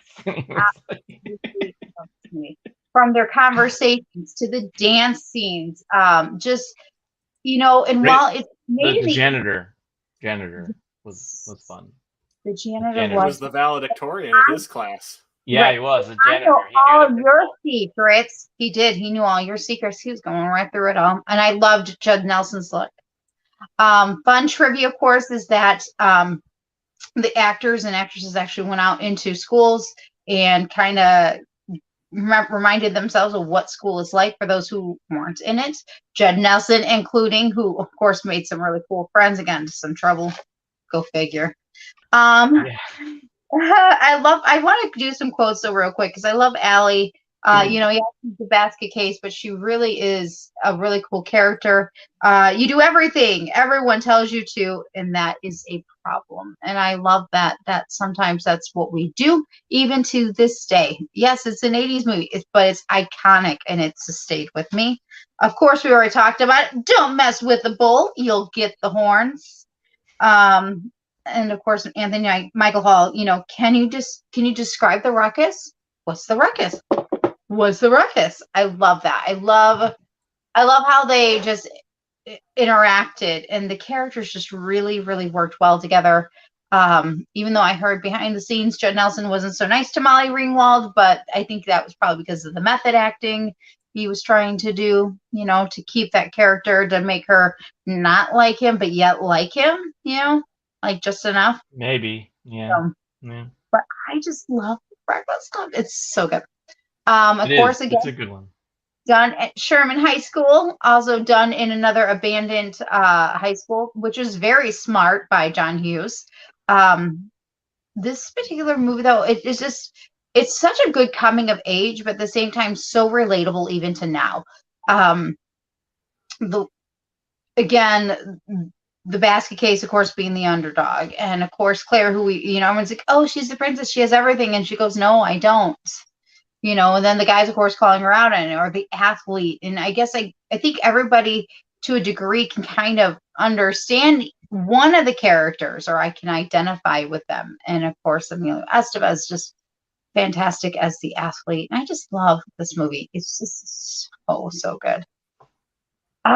Yes. I don't know about y'all, but I thought it was hilarious when Ali Sheedy's character says the reason she's there, she didn't have anything better to do. Yes. Well, and I heard, thinking about Ali Sheedy, the character who played Ali Sheedy, she had said she wasn't too actually happy that they actually made over the character at the end, because you should have accepted her for the way she was. Yeah. Yeah. Even though that's what it took for him to go, oh, that's what's there? That's what's there? I mean, because let me just be honest, some of us, we don't have it all together when we're in high school, and then all of a sudden we do what's now modernized as the glow up, and then all of a sudden I'm like, oh, I didn't know she was like that. Use filters or now. I didn't know he was like that, or she was like that. Shoot, even Anthony Michael Hall did a glow up. Years later, I was like, that's him. He is fine. Like he also got, he got taller than Judd Nelson and like buffed up, and I'm like, what? I didn't even recognize it. So this movie's very relatable. Very good. It was going to be my pick, but you asked for it, so I know. Thank you for switching with me. I was originally, so we were supposed to. Well, I'm so glad we finally got to do this John Hughes movie. I've been waiting patiently, haven't I, Steve? Man, we have been planning this one for, it seems like, a year. Wow. No. I'm glad we were able to join you. It's not Thank you. I don't think we were even a channel a year ago. So. No. It has not been a year, because I have not been on here a year yet. Okay, well, it for sure feels like a year since we've been planning this. In the fall, and Breakfast Club was my original pick, and I'm like, I don't care whatever else y'all pick, but I want Breakfast Club. This was me from day one. I want Breakfast Club, because it's a rare time that I actually go, okay, I have a favorite. And it's even harder because it's like when you got National Lampoon Christmas Vacation, you got Home Alone, you got Pretty in Pink, you got Some Kind of Wonderful, you got all these amazing movies, and it's like, how do you pick just one? But for some odd reason, this is the one that always comes back to me. This is the one I hear the song and I have to go see. Like right now we're talking about it, and the high chances are either tonight or tomorrow I'm going to watch it, because now I want to watch it, because it's just a good movie. And the laughter and the fun. And I just wish teenagers could be able to understand what that feels like what that feels like to be with just a few people in detention on a Saturday morning with none of your electronics, and then having to be there and have those conversations, and see the friendships that, could ensue. Well, they were kind of like that too. They just they saw each other. They just didn't want to talk to each other in the hallways, or, they were doing their own thing. They were listening to maybe a headphones or something. They were into their own worlds. The thing, Right, but we don't have phones the way we do now. We don't have like the electronics like we do now. They had electronics, but they didn't have like what we have. right. Yeah. One thing I took from that movie was even though they had different worlds, they had similar problems, either with their Yes. parents or their life at school, and when they Right. were Moving talking to each problems. other, moving problems. Yep. Yeah. They realized, well, we're not that much different, Mhm. even though one does this and one does the other. So I Yeah. always thought that was cool. Fierce Bender. Bill would have got out of that detention though. Oh my gosh. Yeah. He would have the Like- empty chair, and they'd be like, "What's up with Fierce, man? What the?" I always thought that I can't think of his name right now, but the guy who played the principal, if they ever had done a live action Simpsons, he would have been Richard an amazing Principal Skinner. Yeah. Ah. He was a good actor. I always liked some of the stuff he was in. Paul Gleason. Really good. Yeah. Paul Gleason. That's right. And Emilio, he was pretty big at that time. I think he was one of the biggest actors on that show. Right. On that Well, movie. he was doing he had done the St. it's either Elmo's Fire. Right. Well, St. Elmo's Fire came after this, if I'm correct. But he had also It was. done with Tom Cruise, Patrick Swayze, another 80s movie, The Outsiders. Emilio was already kind of Evil. on the up because he did Young Guns a little later. So he was probably the. So. Danny's like, Emilio. Yeah, I was gonna do that, but I didn't want to blow people's speakers out. So, but I mean. And at some point, of course, I think he dated Paul Abdul and all that stuff. Yeah, and one of them was on that. Was that Short Circuit movie? Ali Sheedy was in Short Circuit. Ali Sheedy was in Short Sheedy, Circuit.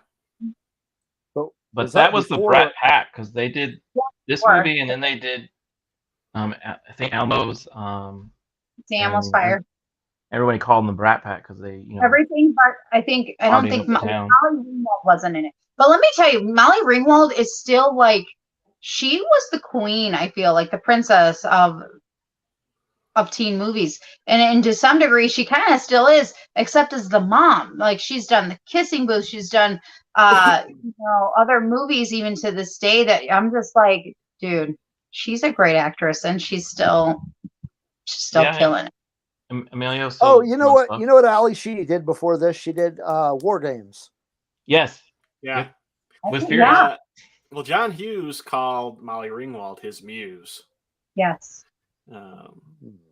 She was special. She really liked her. Yeah. I was gonna say, Ali Sheedy also had a cameo in Home Alone 2. She's the ticket attendant when he gets to New York. Right. Oh my God. Yeah. That's New York, sir. Yeah. It seemed like though a lot of those Brat Pack actors all had a little rough patch, and then they were able to get out of it. Nowadays, you have actors who get in rough patches and they just disappear. So it's always good to see that those guys are all doing stuff again. Mm-hmm. Yeah. Love Sparks. Man, Ali Sheedy's almost 60 years old. I don't try to think about that. Thanks. Wow. Yeah, they're all up in those age brackets. You know what? I think she was also in the original Made in Manhattan too, before J-Lo. Yeah. Yep. So here's some Ali Sheedy trivia for you. What was her last theatrical role? Made in Manhattan. It was a cameo. Home Alone 2. Home Alone. Much newer than that. The year is 2016. Ooh. I'm not sure. X-Men Apocalypse. Really? Cool. Didn't even think about that. She does a cameo as Scott Summers' teacher.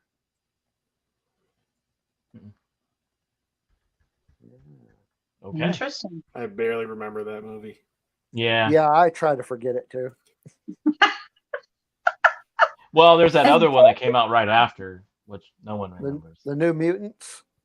No, Well, Oh, there's Dark that. Phoenix. Dark Phoenix. Yeah, that was Those are a both lot. sheedy movies. That was yeah. Okay. See, you would Thank put you. that Good in the, night. you would put that in the you would R2, you would put that in the chat if you were in the chat and Yeah. anyone would die laughing. Yeah. Oh boy. And that's why we missed you, and that's why we had a welcome back stream for you. Yes. Oh, thank you. I Gotcha. appreciate that.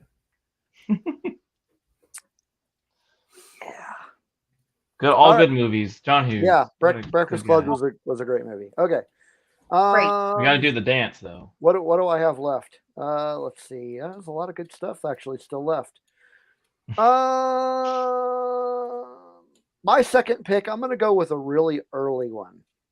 This was not his first movie. Just haven't been. It was his second movie.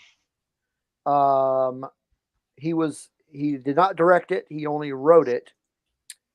This is the 1983 film Mr. Mom. yeah. Yes, that's such a good one. I just watched it last week. Yeah, that's a good for. Oddly, does not take place in Chicago. Nope. Nope, And- it takes place in Detroit. I was 1 when that came out. I was 0 when that came out. I was.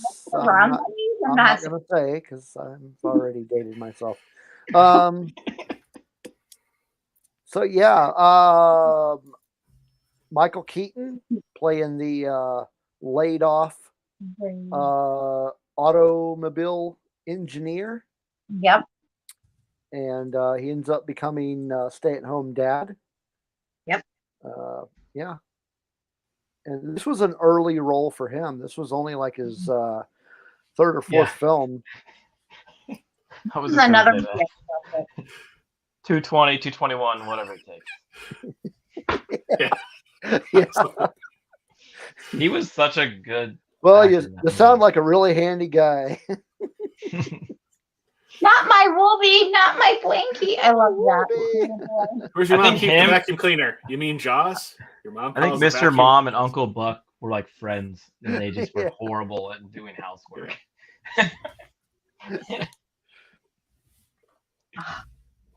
Or them playing poker. Oh my gosh, the poker games, throwing in the coupons. Yeah. I watched that movie. Yeah, he though, made and I'm friends like, with all the housewives, and then he Yeah. was like Yeah. super when I friends. when I with- watched that movie, though, I do wonder. I'm like, was the '80s that fuzzy?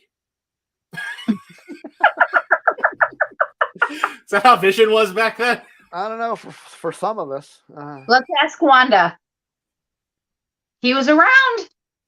Sorry. But Charlotte Witch. continue, Steve. Sorry. So, well, this one had an appearance, a very small role for Christopher Lloyd. Remember, he plays Larry, one of his carpool buddies, Oh, that's right. who also gets laid off. Yes, and he's like trying to get the guy on the desk, like, I'm gonna take you down. Yeah. There's only This one one more thing did- I need. There's only one more thing I need. Disability. Doesn't that movie kind of relate to like the last 2 years though? Like Yes. Kinda, Yes, it everyone does. kind of had to work from home or got laid off, and they were all Right, trying to one- deal with Right. doing Good stuff at perspective. home. Yeah. Yeah. It's Oh, very. no, I was relatable. working at home already when everybody started working from home. So that was weird. I always felt like that movie always kind of felt like almost like a prequel to another Michael Keaton movie where he works in the auto industry, Gung Ho. Yeah. Yeah. Yeah. Yeah, it's almost like he's playing the same guy in the beginning. Yeah. But no, Mr. Mom's another good one to watch. Yeah. Schooner Tuna. Tuna. Oh, all the people, like all the other executives she works with, like they're all like What's the one actor's name? weasels. And later. Which act? Who? The boss. The. Oh, Martin Mull. Yeah. Who was Martin Mull? Who played Leon on Roseanne? Yes. Yes. But this was, I think, the first film I think I ever saw him in before. And he was Colonel Mustard in Clue. That's right. He's such a good. Yeah, he's always good at playing kind of that bad character. I guess. Yeah, Mr. Mom. What else? Wasn't he like ironing pizza or something? I don't remember. No, it was the grilled cheese. Yeah. You to reheat it. Are you crazy? You fed a baby chili? Yeah, I've told my wife multiple times that I'm going to try that one day, and she's like, "No, you're not." Just put it in foil. You'll be fine. Yeah. Staples the blanket together. Yeah, the Here, woody. it's good as new.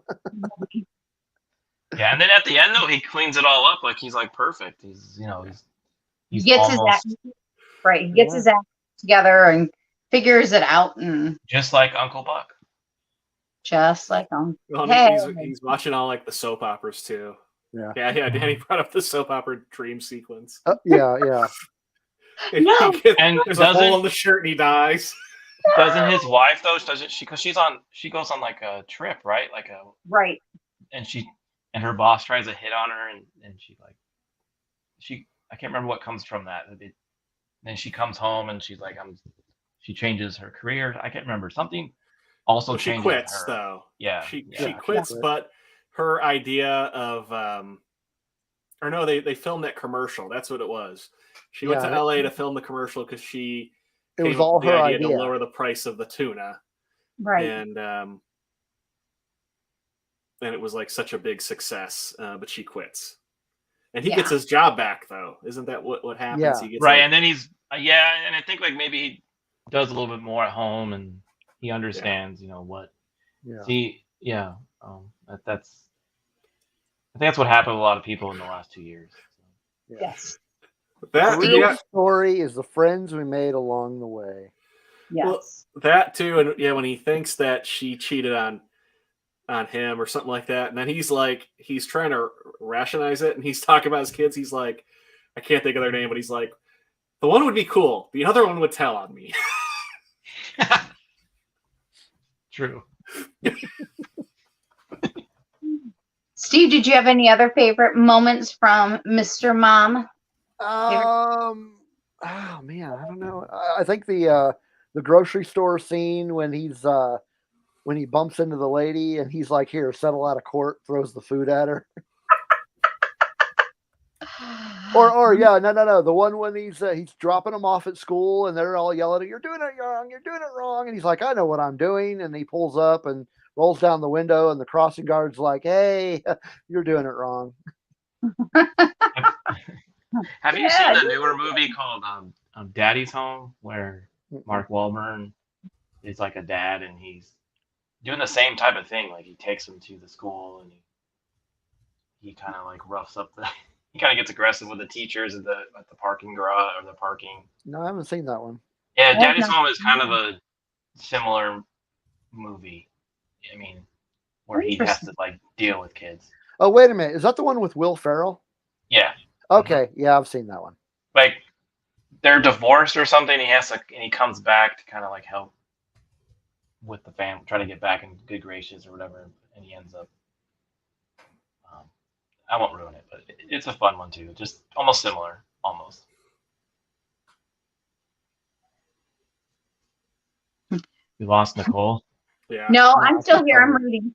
By the way, these are some really good quotes in the chat there, R2. I was reading. Yeah, cute quotes, R2. Good quotes. Cute. Diaper. Yeah, never mind. Back to you, Steve. Wait, was that a quote from that? I thought Danny was talking smack. I was like, hey. Right? Weren't you quoting? It's like, hey, I changed diapers and clean dishes.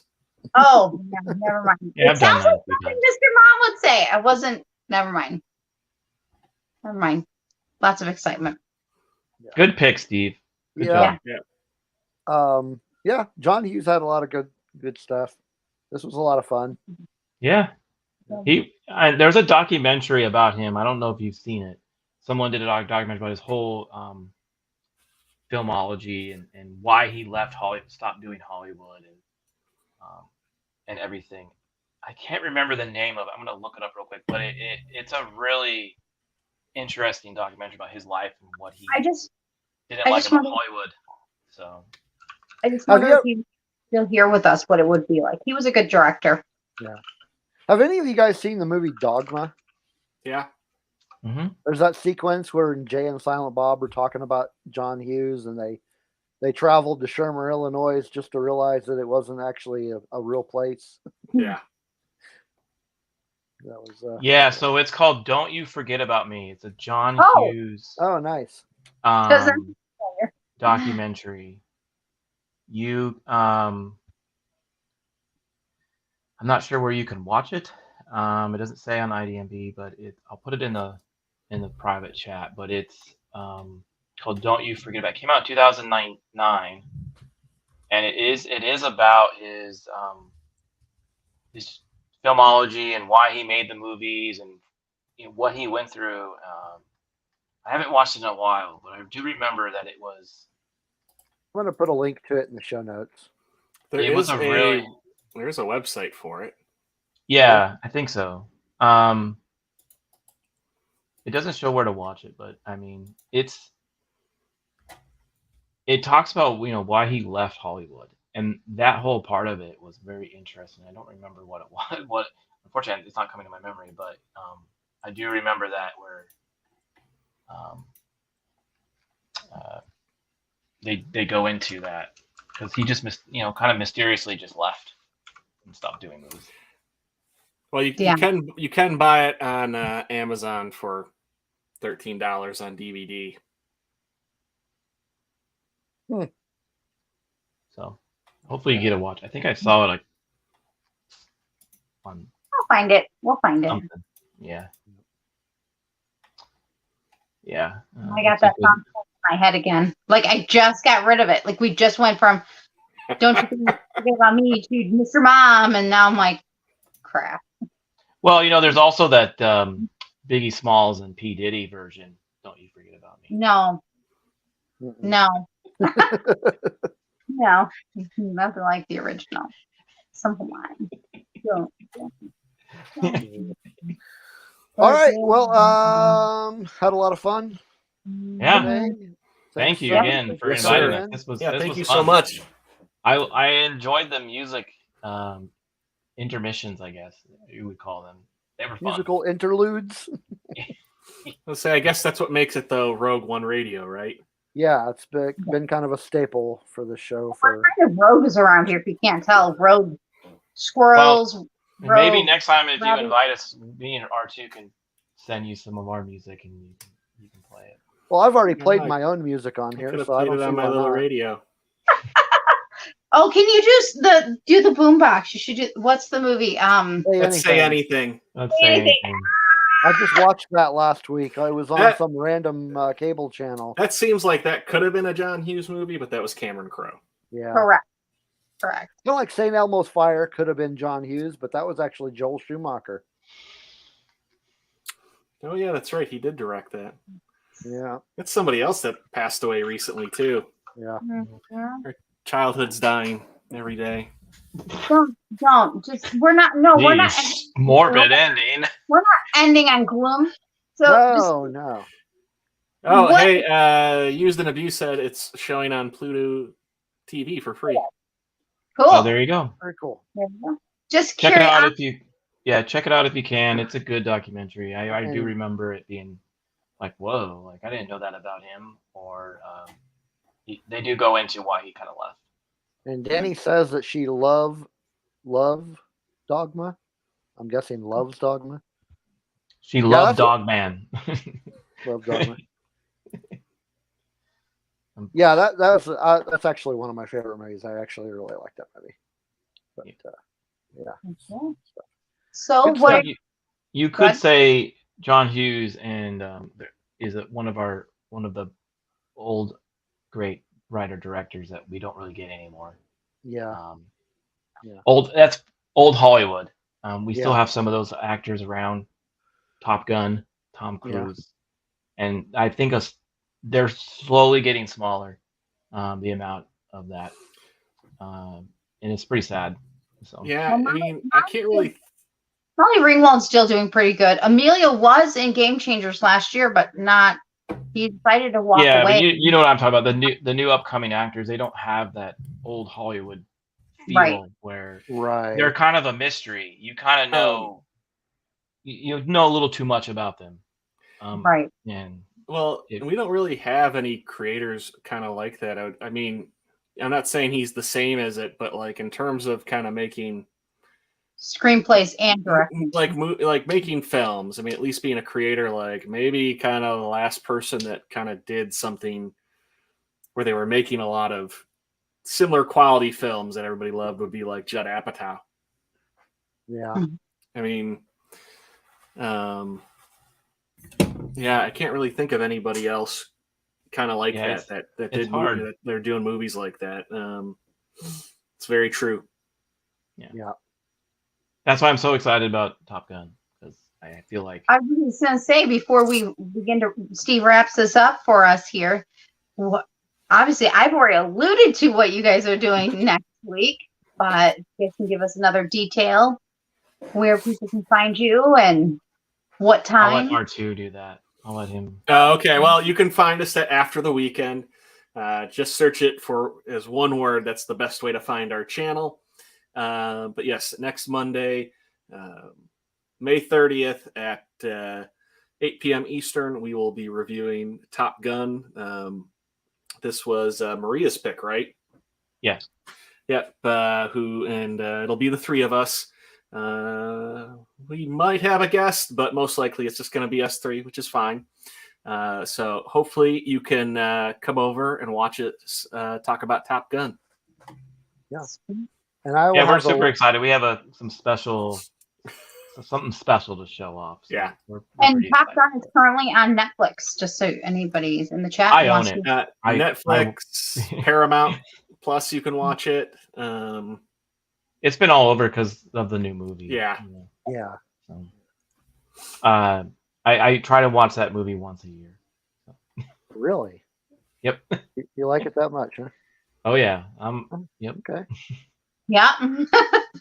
I won't ruin anything for our stream. So yeah. For as much as this was Maria's pick, I think he's dying to talk about this more than Maria. Yeah. Like, I think he's going like, yes, it's like I get a twofer. I don't have to waste a pick on this. True. True. There's nothing wrong with that. No. Cool. But yeah, that's what we got going on. And, Sweet. Fantastic. Too cool. All right. Well, again, thanks for coming on, and Thank you so very much. Thanks Nicole, for coming, what- chat. That was great. You guys Yeah, were thank fun. you. So yeah, thanks to everybody in the chat for coming in and hanging out with us and engaging. go We buy always Rogue love that. One merch. Yes, go buy our stuff. I should probably do that. Make sure to hit like, subscribe, and share this video Share, too. rewatch, do all the Share. cool stuff. Come hang out with us on the Twitters. Yeah. That too. Yeah. So Nicole, what are we doing next week? I don't know if we've decided which way we're going to take this because Well, this Friday is the premiere of Obi-Wan Kenobi. and Stranger Things. I'm excited. It's a great time. I cannot wait. And if you guys can believe it, of course, I mean, Miss Marvel actually comes out tomorrow. I feel bad because I feel like Miss Marvel, they should have just left Obi-Wan for tomorrow. Because I feel like Miss Marvel is getting buried. We're not even talking about it. But if you're interested, Miss Marvel comes out tomorrow. But Well, maybe we'll do do a twofer episode, like kind of a So split excited. Miss Marvel, Obi-Wan Kenobi thing. I I'm don't I've know. seen far more advertising for Obi-Wan than I have Miss Marvel. I totally forgot that was coming out. Me Yeah, too. so did I. I feel bad because it's like they did this. They made this decision. We have Star Wars coming up. Stranger Things is pushing, man. I'm so excited for Stranger Things. And it's like Miss Marvel. And then all of a sudden the other day I was like, oh, that's right. Miss Marvel's coming out. Like there was like this moment, right? I'm like, they had maybe made the announcement about Thor, Love and Thunder. And I was looking something up and went, oh, that's right. Miss Marvel's coming out. Oh, Miss Marvel's coming out. It's like, I forgot. So hopefully it does better. as DB said, Ms. Marvel. Yeah. I think she's having trouble typing. So Maybe she's had something to drink. I don't know. Maybe. Well, yeah, I good hope show. it's good. It's not something I'm excited for, but One Obi-Wan or Stranger Things. I was Miss talking about Marvel. Ms. Marvel. Okay. Yeah, I'm Stranger iffy on Things. Yeah. I am looking forward to watching that. That's been really, really good. I know there's a lot of people out there excited about it, but I've only actually watched the first season, and so I'm like, okay, new season, cool. Yeah. I'm I don't have excited. Netflix, so I don't watch it. I don't. So. And then I have Obi-Wan, Netflix, but I hardly ever watch it. Fair enough. I'm not super excited about Obi-Wan. Not like out of like disappointment. I'm just not like pumped for it. I'm more of like I'll see how it goes. I'm really looking forward to it, but probably not as much as I am looking forward to Andor. But that's just me.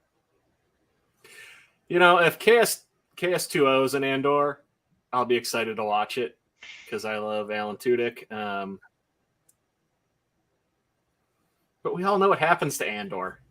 That's why prequels aren't fun. And The There's no original stakes. Suicide Squad. There's no stakes to it. I'm still Only- looking forward to it. But, that's why some prequels are just not fun. That's all I'm saying. He ain't gonna die on the show, but we know what happens. Mm-hmm. Yeah. Yeah, we'll figure out what we're going to do next. Thanks for week. ruining it, Rogue. I mean, I know. R2. I called you Rogue because Rogue usually does that. Jeez, That's funny. destroying my fun. Hey, if you enjoy it and like it, that's all that matters. Yep, that's Don't how worry about what I think. Sure. Yeah. I worry You about like what he what you thinks all like. the time. All right, so I think that wraps everything up. I've got all of your stuff in the show notes, so people Thank can you. come check you guys out. Awesome. Thank you very much. And Joining us. everybody, make sure you come next week to hear us talk about whatever it is we decide to talk about.